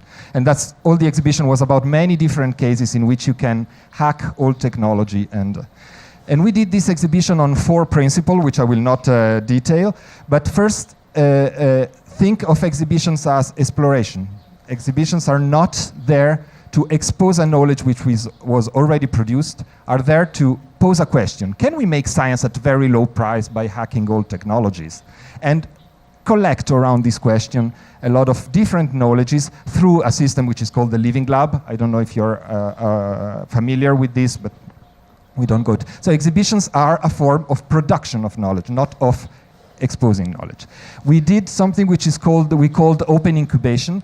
That is, we opened the exhibition 3 months before there was an exhibition. But the exhibition was officially opened. And during this time, everything that normally in exhibition developed, we do in closed door. We meet scientists to have information about what to do. We look for a community that could be interested in our work. All this, we did it open door. So instead of inviting them in our office, we said, okay, give a seminar. Somebody will come. And by coming, the public to this seminar was also contributing to the exhibition, which leads to another innovation, which is co-construction. I make it simple. The 100% of this exhibition was built by the public. So instead of building the objects, which were hacking of technology on our own and then exposing, we invited the public in workshops, children or engineers, depending on the complexity of the object. And everything was done in public space. And so the old exhibition was a sort of collection of activity of the public and not something that the public just went there to see. And then we had also a figure which is the exhibition narrator and biographer. Since the exhibition was changing all the time, we thought and we think that it's something that should be in every exhibition. You need to have a biographer, somebody who follows by drawing and by narrating everything which happens in the exhibition. So for us now, this is as important as the curator, the guardian, the guide, the explainers, the narrator. It's something that should be there. for example, in the open incubation phase, I just state this element, we found out that actually, normally what we were doing is we want to do an exhibition, we look for partners and stakeholders and partners so that we can make the exhibition. Actually, what is happening, and I think what is much more interesting, we realized actually we are doing the exhibition because we want to meet these people that are, for example, this guy is making stethoscope for fast analysis in remote and energy disconnected places in Africa by using old technology and hacking it. So our goal is that he meets the engineers of our school. And to do that, we make an exhibition. It's not the opposite. We don't call him to give us expertise to make the exhibition. So first challenge that I would like to address, because all this seems quite nice, the exhibition worked very well, but now we are quite deceiving our partners. Why? Because as a museum we need to change. We cannot offer to our public for 4 years the same topic. But activists or researchers stay on the same topic maybe for a lifetime. So all this exhibition was built thanks to complex collaborations and very deep between people that were doing cooperation, international cooperation, makers and so on. But now we have to go to another topic. We will do choice, and they don't care about it. And so you're letting us off. So that's one challenge that I would like to address this afternoon. So the second example, I will go quicker. I think I have 2 minutes, right? Yes. Okay. It's a complete different example, and I just introduced the conceptual framework in which we work for that. And it is the way in which we think the relationship with knowledge that we want to build. Also here I will go fast. I will be happy to go deeper. And we built this empowerment ladder or participation ladder, well, depending on how you want to see. What do we mean by that? That the first level, when we build a relationship with knowledge of our public, is access. So can I know? Have I access to this knowledge? But then this is not enough. There is a second question that needs to be asked. Why should I know? At school it's just because the teacher said. But as soon as we go outside school, why should I be interested in what you, institution, are telling me? So let's try to work out also the why. And then, of course, the level of ownership. Is it becoming my knowledge, or am I just a spectator of someone else's knowledge? Which is what happens very often in Science Center. Without any criticism, because it's wonderful things that I love, but even here, you see that many times you are just spectator of somebody else's knowledge, which is very good, but be aware of that. And sometimes what we need is ownership. And so we need also, and I know here too, that you have all this project there. And the third one is, of course, empowerment. So there is, what do I do with that knowledge? There is, I think, too little attention in the public, in our field, on the fact that we are obsessed by what people learn, and not that about what people do with their learning, which might be extremely different, and especially extremely different from the reason why we offer them learning. And I think your example was excellent of that. Just the example is an example in which, for handicapped people, it's called eFabrique. Sorry, the translation, I cannot find a nice translation, is digital education and culture at the service of social link. Basically what we do is we go in a specific territory, we find a center for the disabled, a center which deals with youth in difficulties with school, which are ejected from school or these things, and a Fab Lab or a makerspace. I hope everyone is aware of these tools like Fab Lab and Makerspace. And what we do is we take a person or a couple of persons, normally are in binôme, a young people ejected from school, and we say, okay, let's visit together a disabled center, and together with a disabled person, let's identify a little problem that this person has in his daily life. For example, the person is not able to well handle the shower thing, in order to shower, and the shower goes everywhere. So this is a small problem. By identifying this problem, we can motivate the young people to learn about how to code, how to use a 3D printer, that computer programming can be useful for the other person, but also for their job. And so they learn, in order to learn computer programming, you learn math and go on and on and on that. And the idea is that we make this triangulation in which the only thing we do, we put people in contact. And we do this in many territories by always identifying people that are at basically 10 minutes distance one to the other. So that's what we do. I'll go fast. First step is that they have to meet, and there is a lot of personal exchange. They have to think about what is this problem that can be solved, and then there is a lot of learning going on. Imagine that if without these two steps, a person that was always called as a loser at school, you put them in front of a computer and say, learn the code, they say, well. But there they can be useful, and then they prototype, they use Fab Labs, and then celebrate is often a very important part of the game. Example, the shower handle that I was telling before, made by Alain, Evelise, and Louise, or a person, an handicapped person that has problem with relating with time. So you build a sort of a timeline which is adapted to the person. Things that you will never be able to do commercially without this process of link and so on. But then when you ask people what they preferred, this is the evaluation, what have you preferred in all these projects, is laughing with Abdelkader. So this element of linking, the social link with the learning path that we are designing, it is essential. In this project, the basic philosophy behind is that we want to build project engineering that can transform the need of one person in a resource for another person.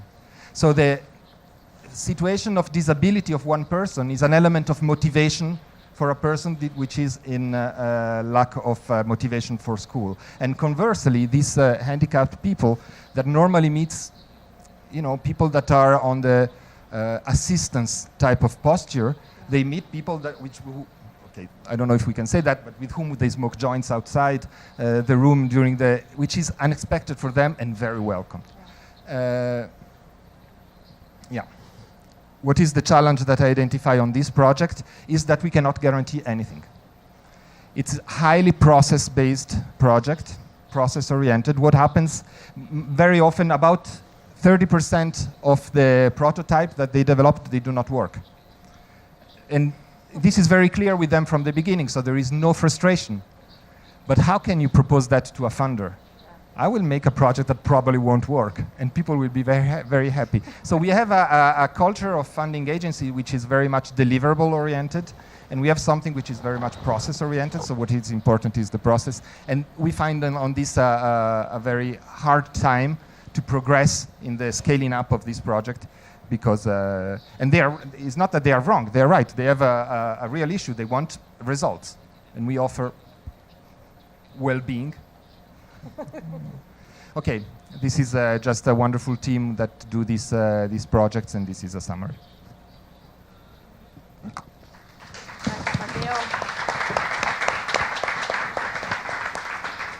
Antes de pasar a la conversación nos queda Sergio, que como les decía al comienzo, Sergio es el local de Medellín, actual gerente del claustro, con fama. No sé cómo, tengo tantas como datos tuyos, Sergio, no sé cómo presentarte, pero bueno, Sergio es un gestor cultural de la ciudad que trabajó en otras organizaciones como la Fundación Otra Parte, el Museo Fernando González, ¿no? ¿Así es? ¿Fernando González? Otra parte, sí. Y también fue el director del Teatro Tobón Uribe, que es un teatro por el cual se hizo muy conocido Sergio, no solamente por las acciones y los proyectos que llevó adelante, sino también por algunas controversias e intercambios o pocos encuentros con la alcaldía de Medellín, ¿no? ¿Funciona? Hola. Si no, te doy el mío. Hola. Hola. Y Sergio además trabaja especialmente en el teatro, estuvo trabajando, explorando algunas hipótesis de proyectos que justamente trabajaban el espacio público en torno al teatro y el espacio aledaño, junto con la realización de algunas intervenciones estéticas ambientales en colectivos con los cuales está involucrado. Sergio. Bueno, voy a tratar de ser muy rápido, me cuesta mucho trabajo. El objeto de lo que hacemos y lo que seguimos haciendo es romper un poco el cubo, ese cubo en el que estamos metidos, ese cubo que de alguna manera estamos absolutamente seguros de que no existe como lo conocemos. Esto es como la proyección de un supuesto cubo en 4 dimensiones y realmente sería como la sombra del cubo. Nosotros creemos que ese cubo tiene una gran posibilidad, una posibilidad extraordinaria, y es que cuando nos salimos de la dimensión en la que nosotros existimos, tenemos la posibilidad de ver las cosas de manera diferente. Creemos que Medellín ya no entiende de razones, ha tenido todas las razones, tendremos que seguir construyendo las razones, estudiando las razones, pero nosotros proponemos símbolos cuando en algún caso se nos han agotado las palabras. Esos símbolos, voy a contar algunos muy rápidamente. Este es uno de los más representativos. Cuando Naciones Unidas escogió a Medellín para hacer el Foro Mundial del Hábitat y se tomó la ciudad, no en cualquier día, se la tomó en la semana del 9 de abril, y en la semana del 9 de abril ocurre una cosa muy especial, y es que es el día en que se fractura políticamente la historia política colombiana por la muerte de Jorge Eliezer Gaitán, y ese día ha sido elegido como el Día de las Víctimas en Colombia. A Naciones Unidas le propusimos enfáticamente que tomara el tema de las víctimas en Colombia. No es cualquier número, son 8 millones de víctimas en la ciudad que fue más violenta en el mundo en un siglo. Para que se hagan una idea, Medellín en 1991 tenía 4 veces más muertes que la ciudad más violenta hoy en Colombia, en el mundo. Y para que se hagan una idea, en 1989 en Medellín murieron más personas que en 10 años del pueblo norteamericano en la Guerra del Golfo. Entonces estábamos en una situación absurda, en un siglo en el que habíamos tenido 2 guerras mundiales. Medellín rompía el récord de muertes violentas. Y les propusimos que tomaran a las víctimas como el centro de la discusión, o por lo menos que hicieran el gesto amable a las víctimas de la violencia en Colombia en el Día de las Víctimas, que era el 9 de abril. Naciones Unidas tomó la determinación de no hacerlo y dijo que el tema de las víctimas en Medellín era un tema local, un tema en nuestra ciudad, con lo cual no estábamos de acuerdo, pues nuestras víctimas hacen parte de la realidad del mundo. Entonces tomamos la determinación de que si ellos iban a hacer su ONU Habitat, nosotros le íbamos a hacer el ONU Habitat, y les hicimos una parodia del logo, que era le pusimos los laureles muertos y pusimos la persona en una posición de ejecución. Empapelamos la ciudad entera de estos afiches que eran Jorge, con una frase de un escritor que nos inspira, que es Fernando González, que creó una escuelita para vivir a la enemiga. Esa escuelita para vivir a la enemiga es muy interesante para nosotros y sigue siendo el motivo de nuestra razón de estudiar. De una u otra manera creemos que la escuelita ya no está sentada, ya no está en salón de clase en esta posición escuchando a alguien que supuestamente sabe, yo no sé nada, y la sangre es un licor precioso y derramarla el último argumento. Tomamos la decisión de invitar al foro a las víctimas, pero especialmente a las que no podían ir. Entonces el cartel de Medellín le puso una bomba a este pájaro, precisamente en esa misma década, y esa bomba explotó, mató 30 personas y tuvo 89 heridos. Nosotros lo que hicimos fue ponerle una jaula a ese pájaro hermanito que Fernando Botero había hecho. Después de que este pájaro lo explotó el cartel de Medellín, Fernando Botero hizo exactamente uno igual, lo puso al lado en un acto de inteligencia artístico, y nosotros decidimos ponerle una jaula a ese pájaro. Esa jaula de ese pájaro tendría una razón clara y evidente, y es que los secuestrados en Colombia ya no le importaban a nadie. Ingrid Betancourt estaba libre, los diputados del Valle estaban asesinados, el gobernador de Antioquia y su asesor Gilberto Echeverri estaban asesinados, los soldados gringos estaban libres, no había un secuestrado de primera clase, eran gente como nosotros. Esos secuestrados no le interesaban a nadie, y nosotros lo que decidimos fue secuestrar el pájaro de Botero y poner la lista de los secuestrados el día del 9 de abril en el que Naciones Unidas se reunía.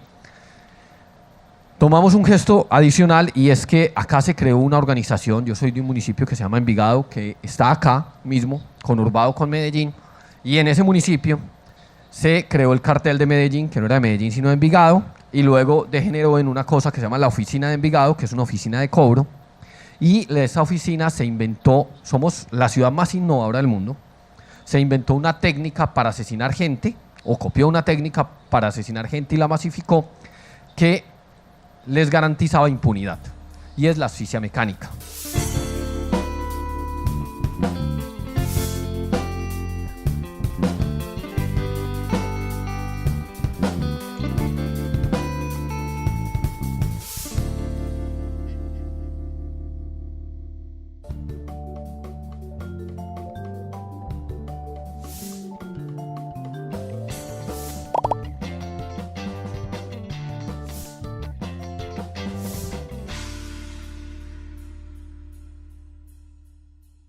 El último día que había visto con vida a su ser amado, que lo había visto porque no sabíamos si estaba muerto o no. La persona narraba en un nivel de detalle ese día y nosotros nos dábamos cuenta que es que el tema de cómo estaba la última vez que lo vio es clave, porque es la oportunidad para encontrarlo tal vez. Sabían el tipo de ropa interior, el tipo de medias, el tipo de pantalón o chaqueta o morral, o si tenía o no un tatuaje, o qué características tenía, y llegaban a un nivel de detalle en el que en el caso de algunas mujeres desaparecidas sabían el color de las uñas, de qué color se habían pintado las uñas, o si tenían algún dato específico. Y les preguntamos a todas, ¿usted qué quiere? Todos, 100% de la muestra coincidieron, el cuerpo. Queremos el cuerpo de mi ser querido, vivo o muerto, pero queremos el cuerpo. Y les pedimos hacer un acto conjunto con ellas, y era, vamos a hacer un cuerpo, necesitamos de su ADN para crear ese cuerpo. Este no le va a reemplazar a su ser querido, pero vamos a hacer un gesto para construir un cuerpo y llevárselo a Naciones Unidas. La persona puso el cuerpo propio en la posición que quiso, y ese cuerpo de esa persona lo envolvimos en papel vinipel y luego en cinta pegante, excepto la cara, para no hacerle daño. Cortamos, sacamos la persona de ahí, terminamos el cuerpo con la cara con un molde y hicimos 1240 cuerpos. Cada una de esas personas, acompañado de un número muy alto de voluntarios, fuimos a poner esos cuerpos en la Alpujarra, el centro administrativo de la ciudad, entre los edificios de los jueces, del consejo, de la asamblea, del gobernador, del alcalde, y todo el terreno donde Naciones Unidas tenía una cosa que llamaban zona ONU. Nosotros habíamos renunciado como ciudad a esa zona, y esa zona era propiedad o territorio o soberanía de las Naciones Unidas. Nosotros entramos con los cuerpos, 1240 cuerpos, cada uno llevaba un cuerpo sobre los brazos. Algunos tuvimos que hacer muchos viajes para traer los cuerpos porque no teníamos 1240 personas en ese momento, y pusimos los cuerpos. En ese momento se generó una especie de ruptura muy fuerte, porque lo que pasó es lo que pasa donde hay un foro de Naciones Unidas. Está todos los cuerpos de antidisturbios, acá los llamamos SMAT, y salieron una cantidad de SMAT que no sabíamos que existían. Y nos rodearon rápidamente. Lo que nosotros hicimos fue parar la mayoría madres, a las madres de los desaparecidos al frente de la persona del SMAT, que era un muchachito siempre, muy grande, muy bonito, pero era un niño generalmente, vestido como de robot, de Robocop, muy duro. Lo paramos al frente mirándolo a los ojos y le pedimos a la mamá que le hablara a ese muchacho y le dijera lo que le había quedado pendiente. ¿Qué no le ha dicho usted a su ser querido que desapareció y no lo ve hace 15 años? Dígaselo, ahí está, él es su ser querido.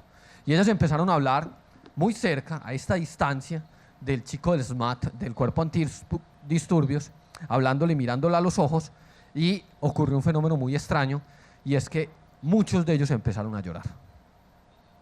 Y empezaron a llorar, y hubo una cosa muy fuerte, y desarmamos al cuerpo antidisturbios. El jefe de antidisturbios me llamó y me dijo: Sergio, retíreme esas mamás de ahí, retíreme las mamás de ahí, y yo me llevo el SMAT. Y yo le dije: llévese el SMAT y yo retiro a las mamás. Entonces me dijo: retírelas y yo retiro el SMAT. Y yo le dije: no. Es más, retiramos la oferta, llévese al SMAT y nos vamos a quedar con las mamás. Entonces hubo una cosa muy fuerte. Finalmente hubo una tensión grande. Ellos no pudieron atacar, que era la orden: saque esa gente de ahí. No nos pudieron sacar y nos quedamos hasta el amanecer en una especie de ritual con esos cuerpos. Luego voy a hablar del Teatro Pablo Tobón muy rápido. Es un teatro en el que yo trabajé, entré hace 6 años, ya no estoy ahí. Y cuando entramos al teatro, ese es el teatro de esta ciudad, es uno de los teatros más importantes de la ciudad. Y cuando entramos ahí, el Teatro Pablo Tobón estaba agobiado por una realidad del centro que entró en decadencia. Todos los directores anteriores lograron mantener el teatro vivo y abierto, no se lo entregaron a una iglesia cristiana, ni lo volvieron un centro comercial, ni nada parecido, pero les tocó pasar una situación muy terrible. Nadie quería venir al centro de Medellín de noche. Y había momentos en los que meses enteros el teatro estaba literalmente cerrado. Y entramos en una crisis económica y estructural del edificio muy grave. Cuando entramos al Teatro Pablo Tobón, estaba en esta situación, y cuando no lo tomamos, más o menos lo convertimos en esto. Invertimos una cifra muy alta, corrimos los riesgos más grandes. El Teatro Pablo Tobón es una entidad privada, sin ánimo de lucro, eso no es el Estado, y tomamos la determinación, un riesgo muy grande, de hipotecar el edificio.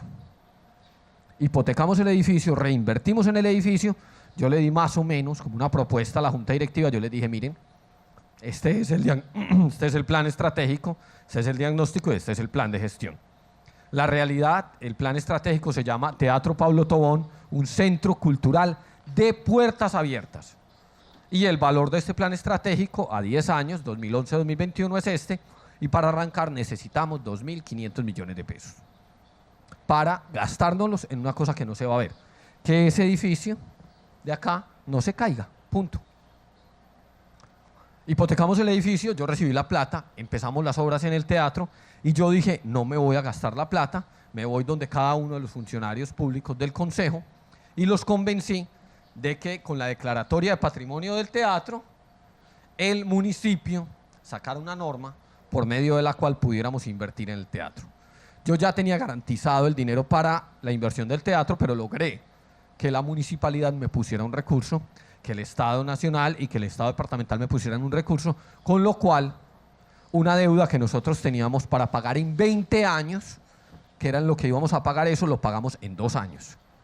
Y logramos que el teatro estuviera abierto. Pero eso no es lo interesante. Lo interesante del teatro es que abrimos las puertas. Y cuando yo llegué al Teatro Pablo Tobón, yo fui a una entrevista para ver si le hacía el plan estratégico al Teatro Pablo Tobón, y algo muy extraño me ocurrió a mí, y es que me tocó algo, todos los sentidos. Se me metió por la nariz, muy fuerte, me dio como una sensación de sinusitis, los ojos se me irritaron un poco y la piel estaba tocada.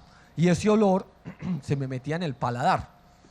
O sea, yo podía como sentir el sabor de ese olor, y era un olor terrible, pero no lo identificaba.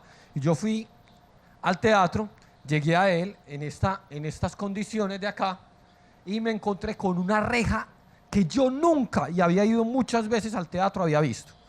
Porque yo iba cuando el teatro estaba en función, y esa reja estaba abierta. Pero había meses enteros en que el teatro no estaba en programación y la reja estaba cerrada. Cuando llegué a la reja, me aproximé a ella y vi 2 mujeres muy jóvenes, con una situación muy extraña, casi surrealista, acostadas, tiradas contra la reja, y se estaban en ese instante en el que yo las miré y pude mirar los ojos de ellas, de una de ellas, ella se estaba inyectando heroína, y hubo una cosa muy fuerte porque yo vi el cuerpo de una mujer muy bella, pero a la cual esa belleza ya la estaba abandonando. La piel estaba casi forrando los huesos, los ojos estaban enterrados. Yo sentí un poco como que la picadura de la aguja me entraba. Abrieron la reja, yo entré, me fui a la entrevista, me senté con la directora del teatro, me paré frente a frente con ella y empezó a hablar, y yo simplemente tenía la sensación de un pececito moviendo la boca en una pecera. No le oía nada. Yo no le oía nada de lo que decía, y le dije, Helen, se llamaba Helen, dije, lo siento, no te estoy escuchando nada. Quiero saber de una niña que hay allá afuera en la reja que se inyectó heroína y quiero ir a verla. Salimos, cuando salimos la niña estaba convulsionando, el vigilante estaba detrás de la reja cerrada, y esa muchachita se estaba muriendo ahí tirada. Yo abrí la reja, salí, la miré y me asusté muchísimo, la cogí en brazos y me sorprendí mucho porque esa mujer no pesaba nada. nada, literalmente. La montamos a un carro y la llevamos al hospital, el final es terrible, pero no tanto. Ella murió, pero murió con la mano de la madre y los ojos de ella reconciliándose con ella. Se iba a morir de todas maneras, pero se iba a morir en la calle, con un vigilante armado y una reja cerrada. Y en ese momento volvimos al teatro, fue muy horrible, y yo le dije, Len, yo le hago el plan estratégico con 2 condiciones. Me dijo, ¿cuáles? La primera se llama el Teatro Pablo Tobón, un centro cultural de puertas abiertas. Y la segunda es que esa reja se abre mañana y eliminamos la vigilancia. Ella se quedó asustada y yo le dije, no hay vigilancia que pueda permitirnos que se muera un ser humano en la puerta del teatro y nosotros estamos cuidando unos putos bienes encerrados que no valen nada.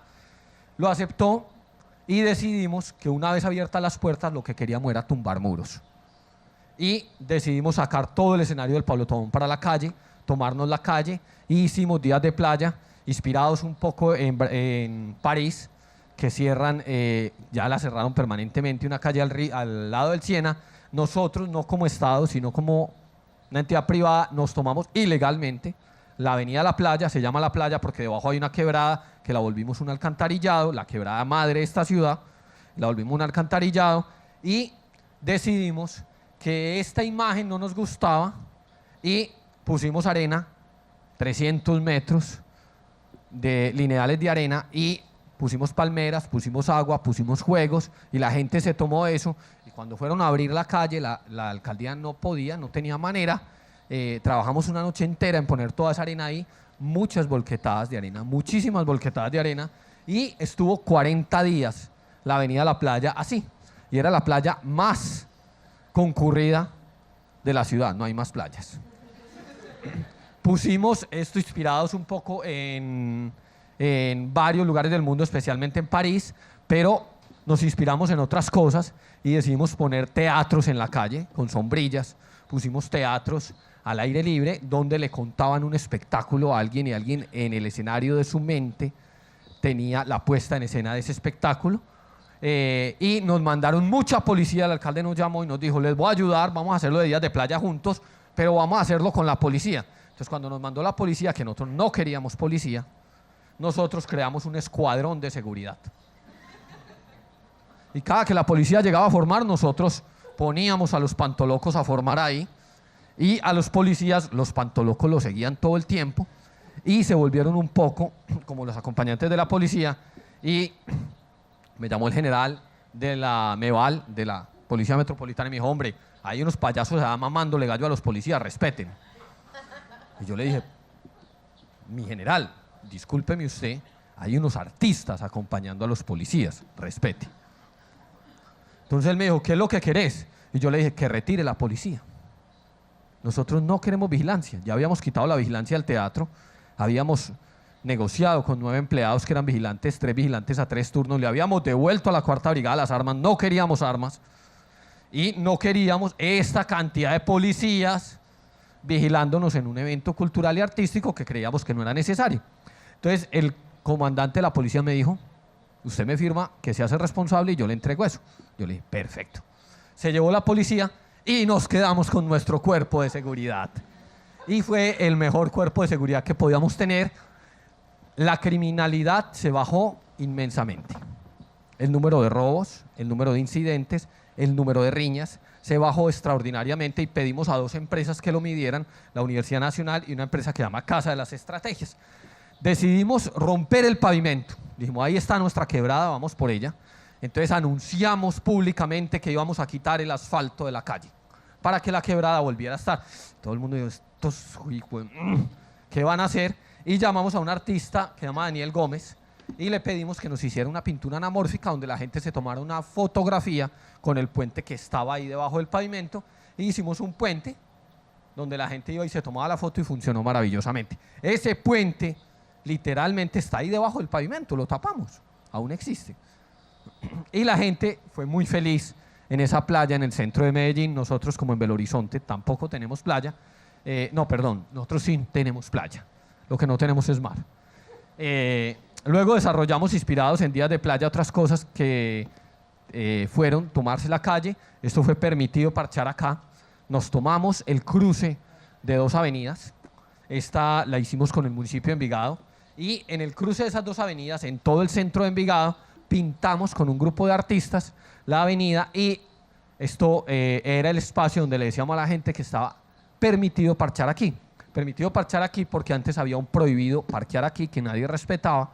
Entonces dijimos, no dejen entrar los carros por ningún lugar y no pueden parquear, y dejen entrar al peatón, y hicimos permitido parchar acá. Fue un éxito maravilloso, y la gente que la tomó por sorpresa el evento empezó a parchar y a parchar ahí, y el espacio se convirtió en otra cosa maravillosa, se llenó de gente, hicimos escuelitas en la calle, hicimos eventos artísticos y culturales, y terminamos logrando que permitido parchar aquí lograra un plan de peatonalización de un número de vías muy importante en un municipio cercano que se llama Envigado. Bueno, algunas de las imágenes de permitido parchar acá. Y una vez hicimos permitido parchar aquí, planteamos una cosa que se llamó casao. Casao es como un maridaje, pero a la nuestra. Es con qué me como qué, y cuando hago qué, como o tomo qué. Hay gente que va al cine y ve y come crispetas, el mal gusto es un derecho, pero ese es el casao. Cuando conversamos nos tomamos un tintico, un vino, una cerveza, o con un vino, con unos frijoles, que en Brasil lo llaman de otra manera, acá nos comemos un tocino. Entonces el casao era una propuesta para tomarnos un espacio donde inventamos una especie de escuelita para producir comida, y tuvimos a las personas de la gastronomía en una zona de la buena mesa tomando el espacio y jugando.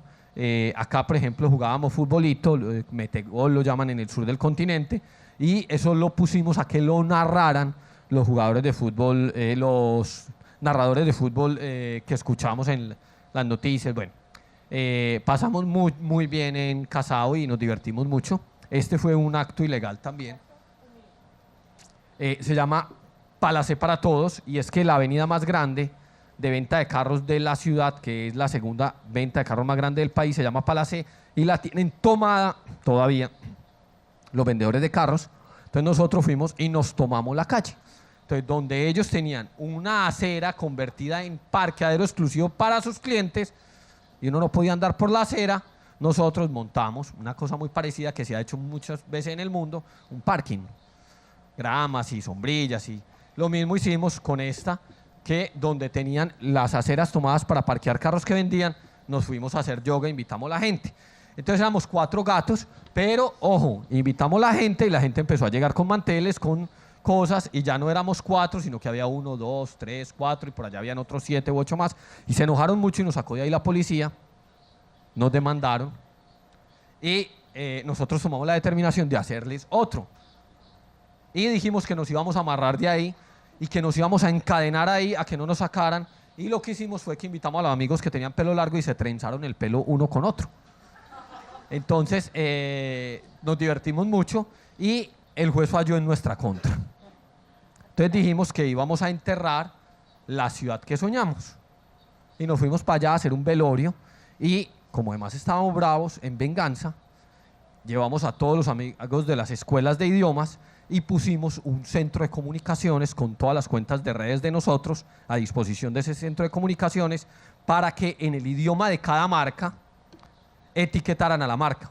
Entonces ya no vamos a negociar con Renault en Medellín, vamos a negociar con Renault en Francia, y con la Nissan en su lugar de origen, y la Mercedes en Alemania, y la Fiat en Italia. Empezamos a etiquetarla y todos convertimos en tendencia latinoamericana el Palacé para Todos, y las marcas empezaron a preocupar, y como acá hay un refrán que dice, el dueño del letrero, el dueño de este letrero no es el de este concesionario, es Nissan, y Nissan no está aquí, es un concesionario, y el dueño de la Mercedes o el dueño de la Renault se preocuparon y nos empezaron a contestar desde las cuentas de la Renault en Francia, desde la Fiat en Italia, y se preocuparon mucho los del letrero acá, dijeron negociemos.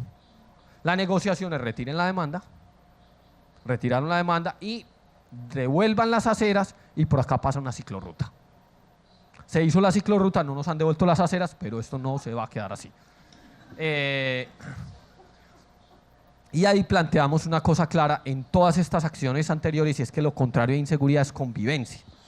Y nosotros nos imaginamos romper el cubo, que para nosotros esto es como una sala de exposición, un lugar frío, tal vez muy iluminado, con muchas cámaras, y preferimos y soñamos con que la ciudad sea esto, una especie sí de museo, pero un museo vivo donde el espacio. Y para eso creamos un partido político. El partido político que lanzamos, voy a resumir ya, qué pena, lanzó a la candidatura de las ciudades más importantes del país a candidatos y se armó un escándalo gigante, que porque todo lo que nosotros hacíamos era para terminar en la política. Entonces decidimos lanzarlo en un lugar que es patrimonio nacional, que es otra parte, que es la casa de ese filósofo en el que nos inspiramos, y lanzamos a cada uno de los municipios a los escritores más importantes que cada municipio tenía, que no estuvieran vivos. Entonces lanzamos a Gabriel García Márquez a la alcaldía de Aracataca, lanzamos a Fernando González a la alcaldía de Envigado, lanzamos a León de Grave, y todo el mundo quedó como descuadrados, estábamos recogiendo firmas, hicimos una preinscripción a la Registraduría Nacional, todo el mundo dijo, ¿qué es eso? Y ese es nuestro partido, que se llama La Inteligencia Nacional, o el partido LAIN, y fueron pues muchísimas personas.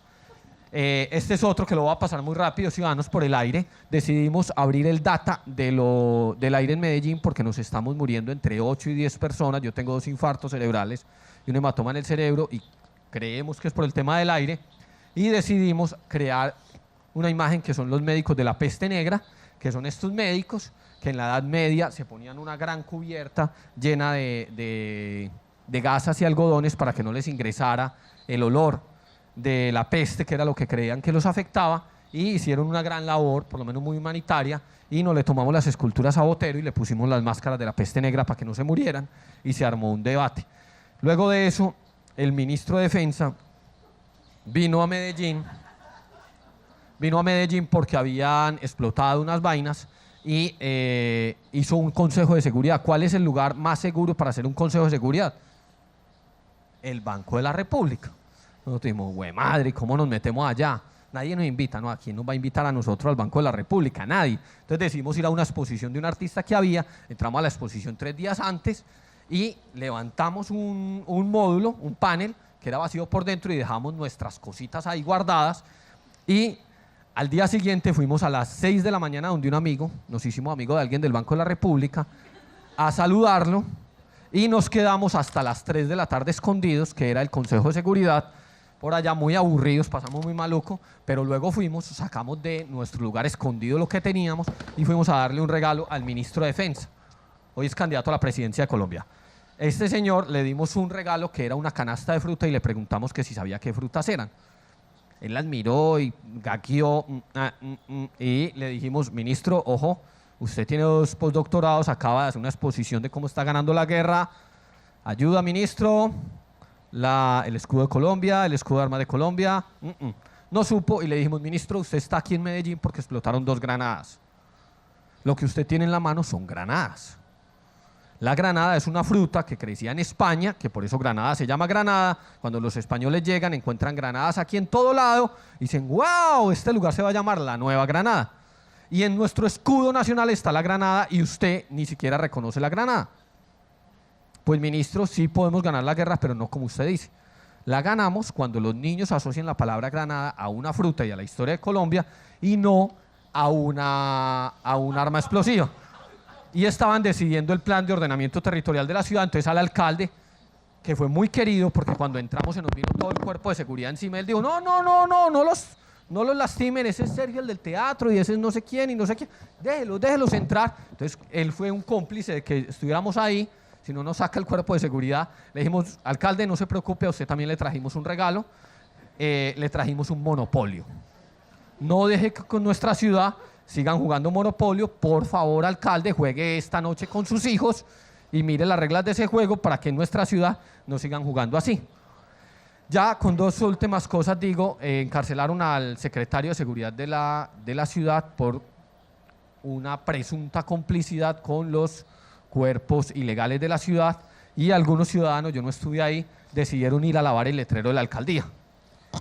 Y lavaron el letrero de la alcaldía el día que se hizo la imputación de cargos del secretario de seguridad, y como queda ahí mismo el lugar, es el mismo lugar, entonces tenían a alguien en la sala de prensa y dijeron, algo está pasando en la alcaldía, y todos se fueron a mirar ahí, estaba ahí al lado, qué estaba pasando, y estaban lavando el letrero de la alcaldía y lograron un efecto en prensa extraordinario. Después de eso se creó la figura de No Matarás, y No Matarás tiñó de rojo, inspirado en otros momentos de otros lugares del mundo, las fuentes de la ciudad, el día más violento del año de Medellín.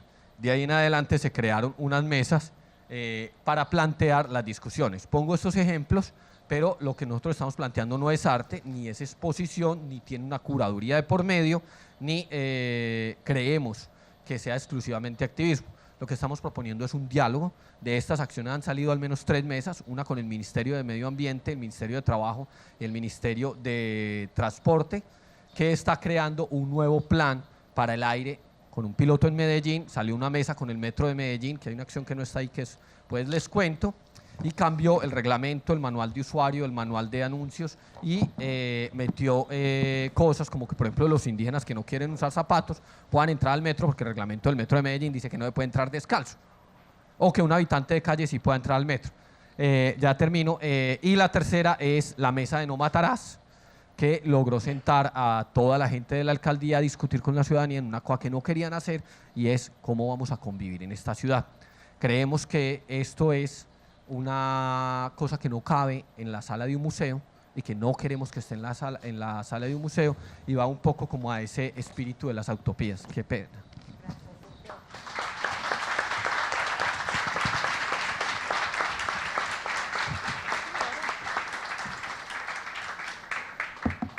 Ok, gracias Sergio. Vamos a hacer esto, vamos a tomarnos el tiempo, voy a hacer solo una pregunta a cada uno y vamos a tener el break. Y antes de ir al break les voy a dar la oportunidad para que ustedes nos pasen sus preguntas para ellos, que vamos a continuar conversando después del break, que es una forma muy estratégica que hemos diseñado para que no se vayan en el break, además. Y para que se sumen a la dinámica que les vamos a proponer con Violeta. Tenía algunas preguntas que un poco muchas habían surgido de algunas conversaciones anteriores.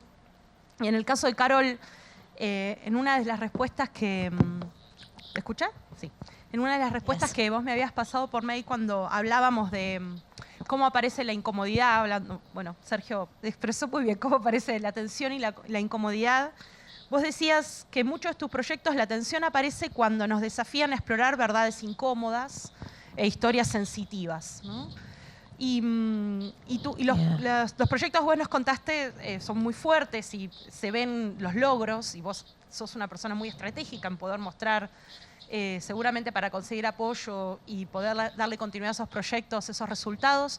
¿Cómo aparecieron esas tensiones en esos proyectos, en particular, específicamente en alguno de ellos en los que estás trabajando en tus museos?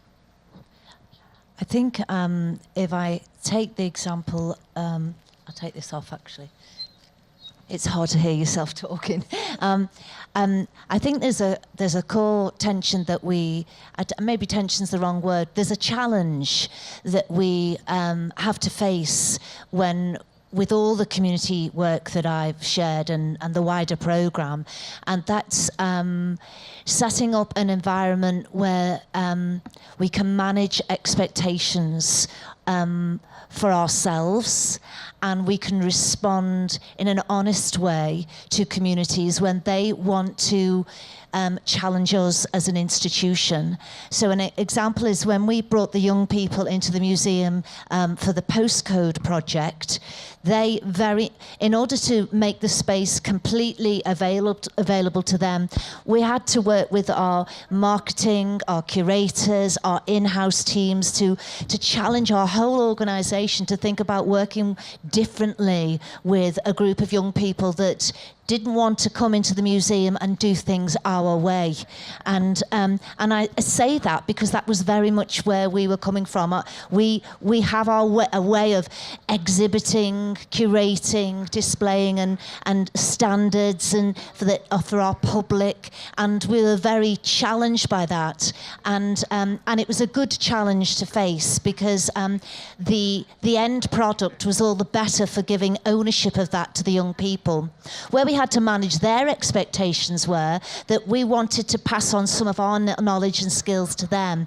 And they had to come to us and commit to the process. So when we went out into the community and worked on the streets, the reciprocal game was, well, you've got to come back into us now. We want you to come into our space. And that took some time to build up trust around that. So the challenge is about, for me, not just identifying the relationship, but making the relationship work for everyone. And every project that I've encountered, I never assume at the beginning that I know, because there's always learning for us as an institution, and I think there's always learning for the community. Gracias. Sí, hay algo que quedó claro también en los 4 incluso ejemplos, que es cómo incorpora la institución o las personas que están involucradas ese proceso de aprendizaje que se abre en un proceso de aprendizaje que tiene que ver con ese proceso de trabajo con otros, ¿no? Quizá en el caso de Sergio, y eso ahora me vuelvo con vos, es muy interesante ver cómo vos planteás esas formas de colaboración en una práctica que genera tensión, que genera mucha incomodidad, y me interesa saber cómo hacés convivir esa gestión pública, o casi pública, digamos, porque sé que has tenido además has tenido un rol que ha generado muchas controversias e incomodidades. ¿Cómo convive esa práctica de colaboración y esas acciones que haces de incomodidad y de tensión con esa gestión y tu rol público también? Bueno, yo lo que creo... Hablaste mucho, Sergio. Hola. Bueno, sí, ya van 3 sin batería. Los voy a dañar todos. Hay una realidad, y es que todos somos actores públicos. Así como todos somos habitantes de calle y todos somos peatones y todos somos ciudadanos. Esa es una realidad. Entonces, incomodar lo público es incomodarse a sí mismo. Es desacomodarse. Es más fácil hacer la gestión económica ante lo público siendo cómodo para ellos. En realidad, esa fue como una de las decisiones que yo tomé cuando estaba en el Pablo Tobón. Es un teatro que vale 3.000 y pico de millones de pesos al año. Entonces, conseguir la plata vale mucho, cuesta mucho. Y cuando le jodes la vida al mandatario, pues estás pateando la lonchera. Estás tomando la decisión de jugar con quien te da la plata. Uno puede ser el marqués de Sade, perfectamente, pero si tienes que ir a pedirle pasajes a la mamá, ojo, tenga cuidado. Una cosa es llamar el diablo y otra cosa es verlo llegar. La realidad fue muy difícil porque en los últimos años del trabajo en el Pablo Tobón, por ejemplo, el alcalde tomó la decisión de tratar de contratarnos directamente, quería que yo trabajara para él, por ejemplo, y algunos de mi equipo, manteniéndonos invisibles y que nuestras labores fueran para que sirvieran a su equipo de comunicaciones de manera alterna y paralela. Le dijimos que eso era una barbaridad y que no lo íbamos a hacer y que nos parecía hasta ofensivo. Pues la decisión, cuando decidimos no aceptarlo, fue cortarle todo el dinero al Teatro Pablo Tobón. Nosotros ya habíamos conocido esa experiencia en otra parte, que es la casa de Fernando González. Durante 4 años lo público nos quitó la plata. Ahí no hay otras acciones que hicimos contra el tema de la ministra de Cultura, que le pedimos a todos los salas de teatro, cuando se redujo el presupuesto de cultura en Colombia, que se cosieran la boca e hicieran una huelga de hambre los títeres y las marionetas. Y las salas de teatro se declararon salas desconcertadas, y eso puso en una dificultad muy grande, porque 630 salas de teatro en el país que paran, y que que paran los títeres en todas las ciudades y solo presentan obras para adultos, y dicen no tenemos títeres porque se cosieron la boca en huelga de hambre. A la ministra la puso en un jaque difícil y le tocó ir a negociar. Entonces el ministerio decide en ese momento quitarme algunos contratos, porque yo era jurado de varias cosas, no importa. El alcalde decide quitarle la plata a otra parte, el de Envigado, luego el alcalde de Medellín le quita la plata al Pablo Tobón, no importa, pero uno tiene que tener claro un plan de gestión económica. Cuando hagas eso, tú tienes la responsabilidad de que tú trabajas en una entidad, y si esa entidad se quiebra es tu culpa. O sea, ojo, Eres tú el responsable de que estás haciendo una gracia, de que si esa entidad económicamente se quiebra, pues el teatro son 65 años de gestión que te tiras al traste por un asunto que tú decidiste hacer. Entonces hay que medir muy bien ese tema y lo logramos medir bien y funcionó. Yo creo que voy a ser muy cruel en lo que voy a decir, no le va a gustar al alcalde de Medellín, pero el alcalde de Medellín se dejó utilizar, se dejó usar, más o menos como usamos a los medios de comunicación en otros momentos, y es que nosotros habíamos hecho una cosa inmensa en el Teatro Pablo Tobón, pero la gente no sabía, sabían solo nuestros amigos. Y cuando el alcalde sale públicamente a enfrentarnos, radicalmente dice, lo sacan de ahí y habla con cada miembro de la junta directiva y le condiciona los contratos, logró lo que nosotros no habíamos logrado.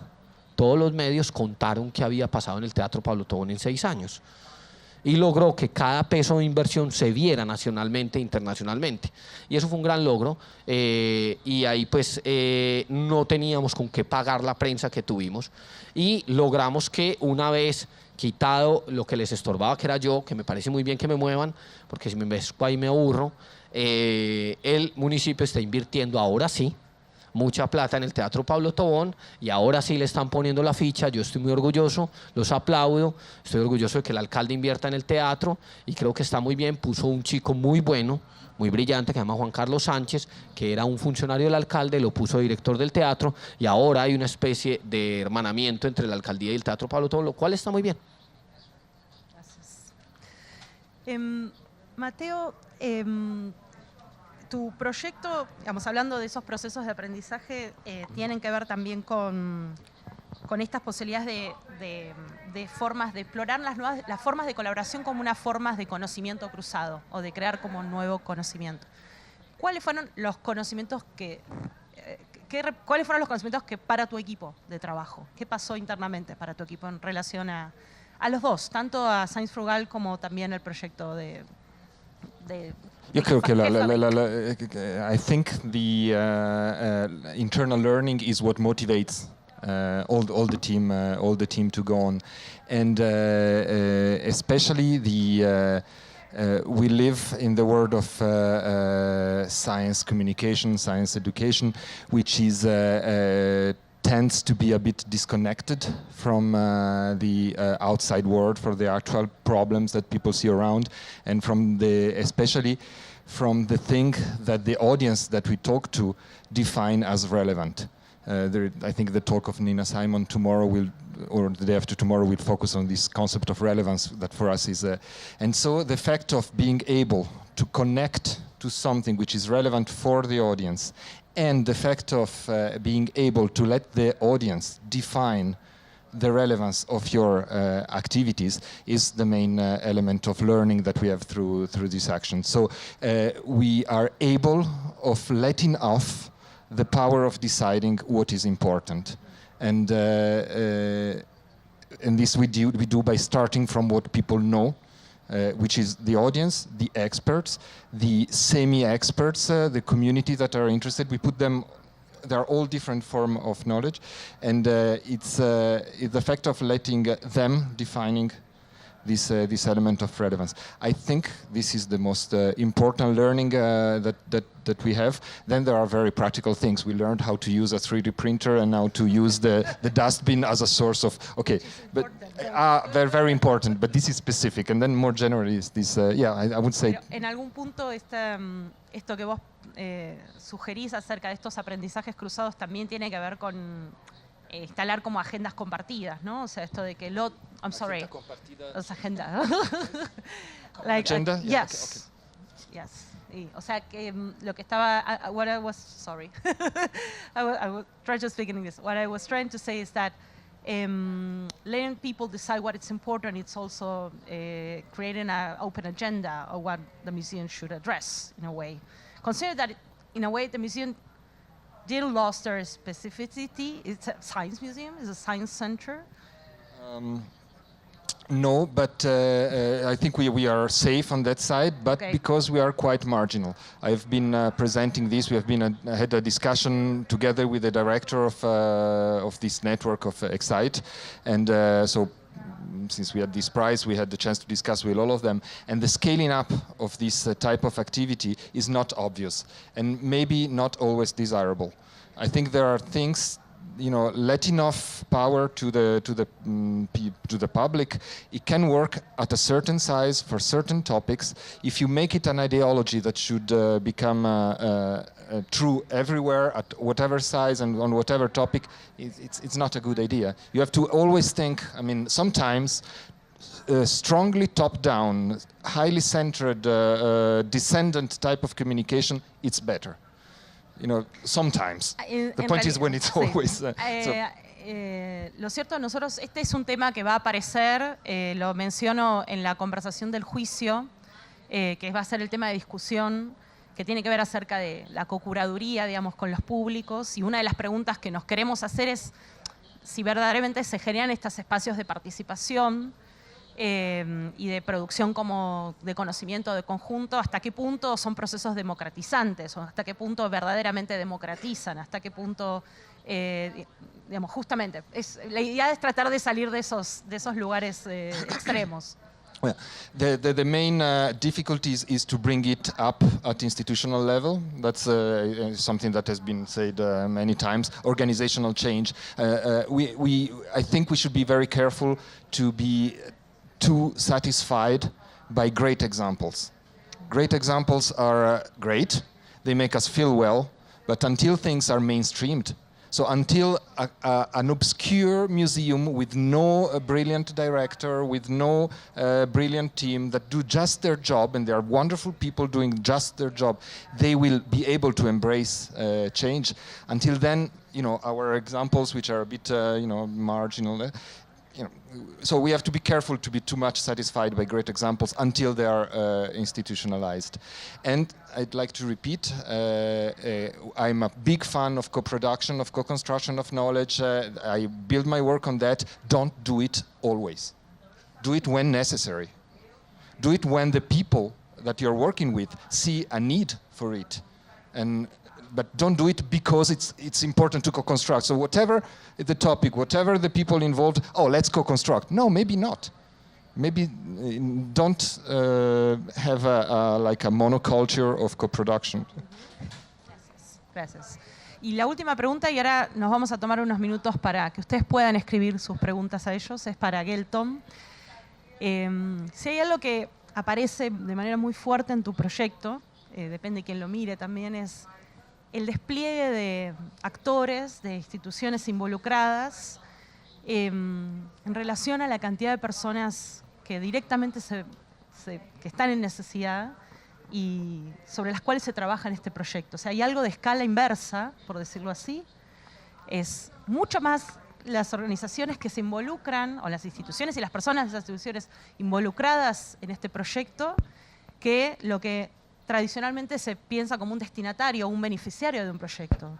No sé cuántas personas viven en el parque del Circuito de Libertad, pero me intriga muchísimo saber cómo lograste desde la gestión pública, porque también tu trabajo tiene que ver con esa gestión, en poder sostener en el tiempo un proyecto que ya de por sí es difícil, con instituciones muy diferentes y que en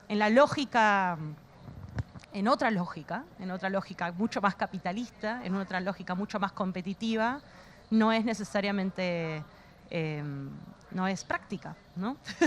Son pocas las personas a las que directamente beneficia este proyecto, aunque en realidad son muchas, y es muy interesante ver cómo invertiste como esa fórmula.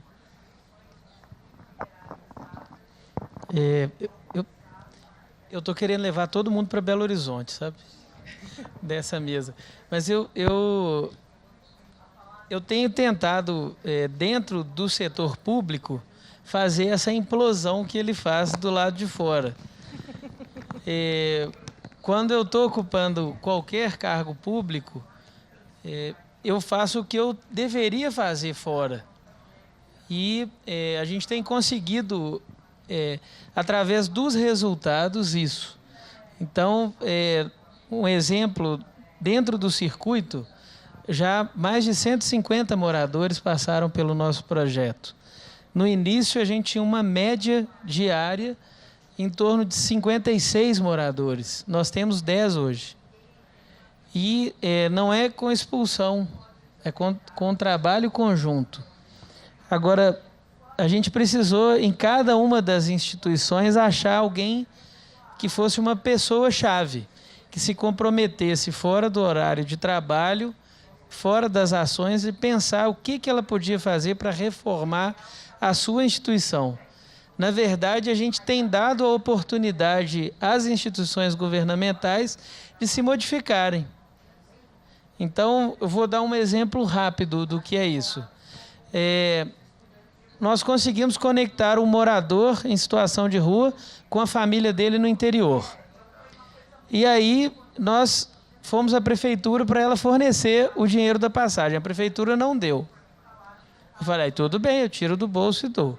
Juntei mais 2 amigos, era muito caro, juntamos mais um dinheirinho para o lanche dele. Fomos embarcar, demoramos 3 dias para conseguir embarcar. A empresa de ônibus não queria, depois alegaram que o morador não tinha documento, depois alegaram que era uma questão de lei.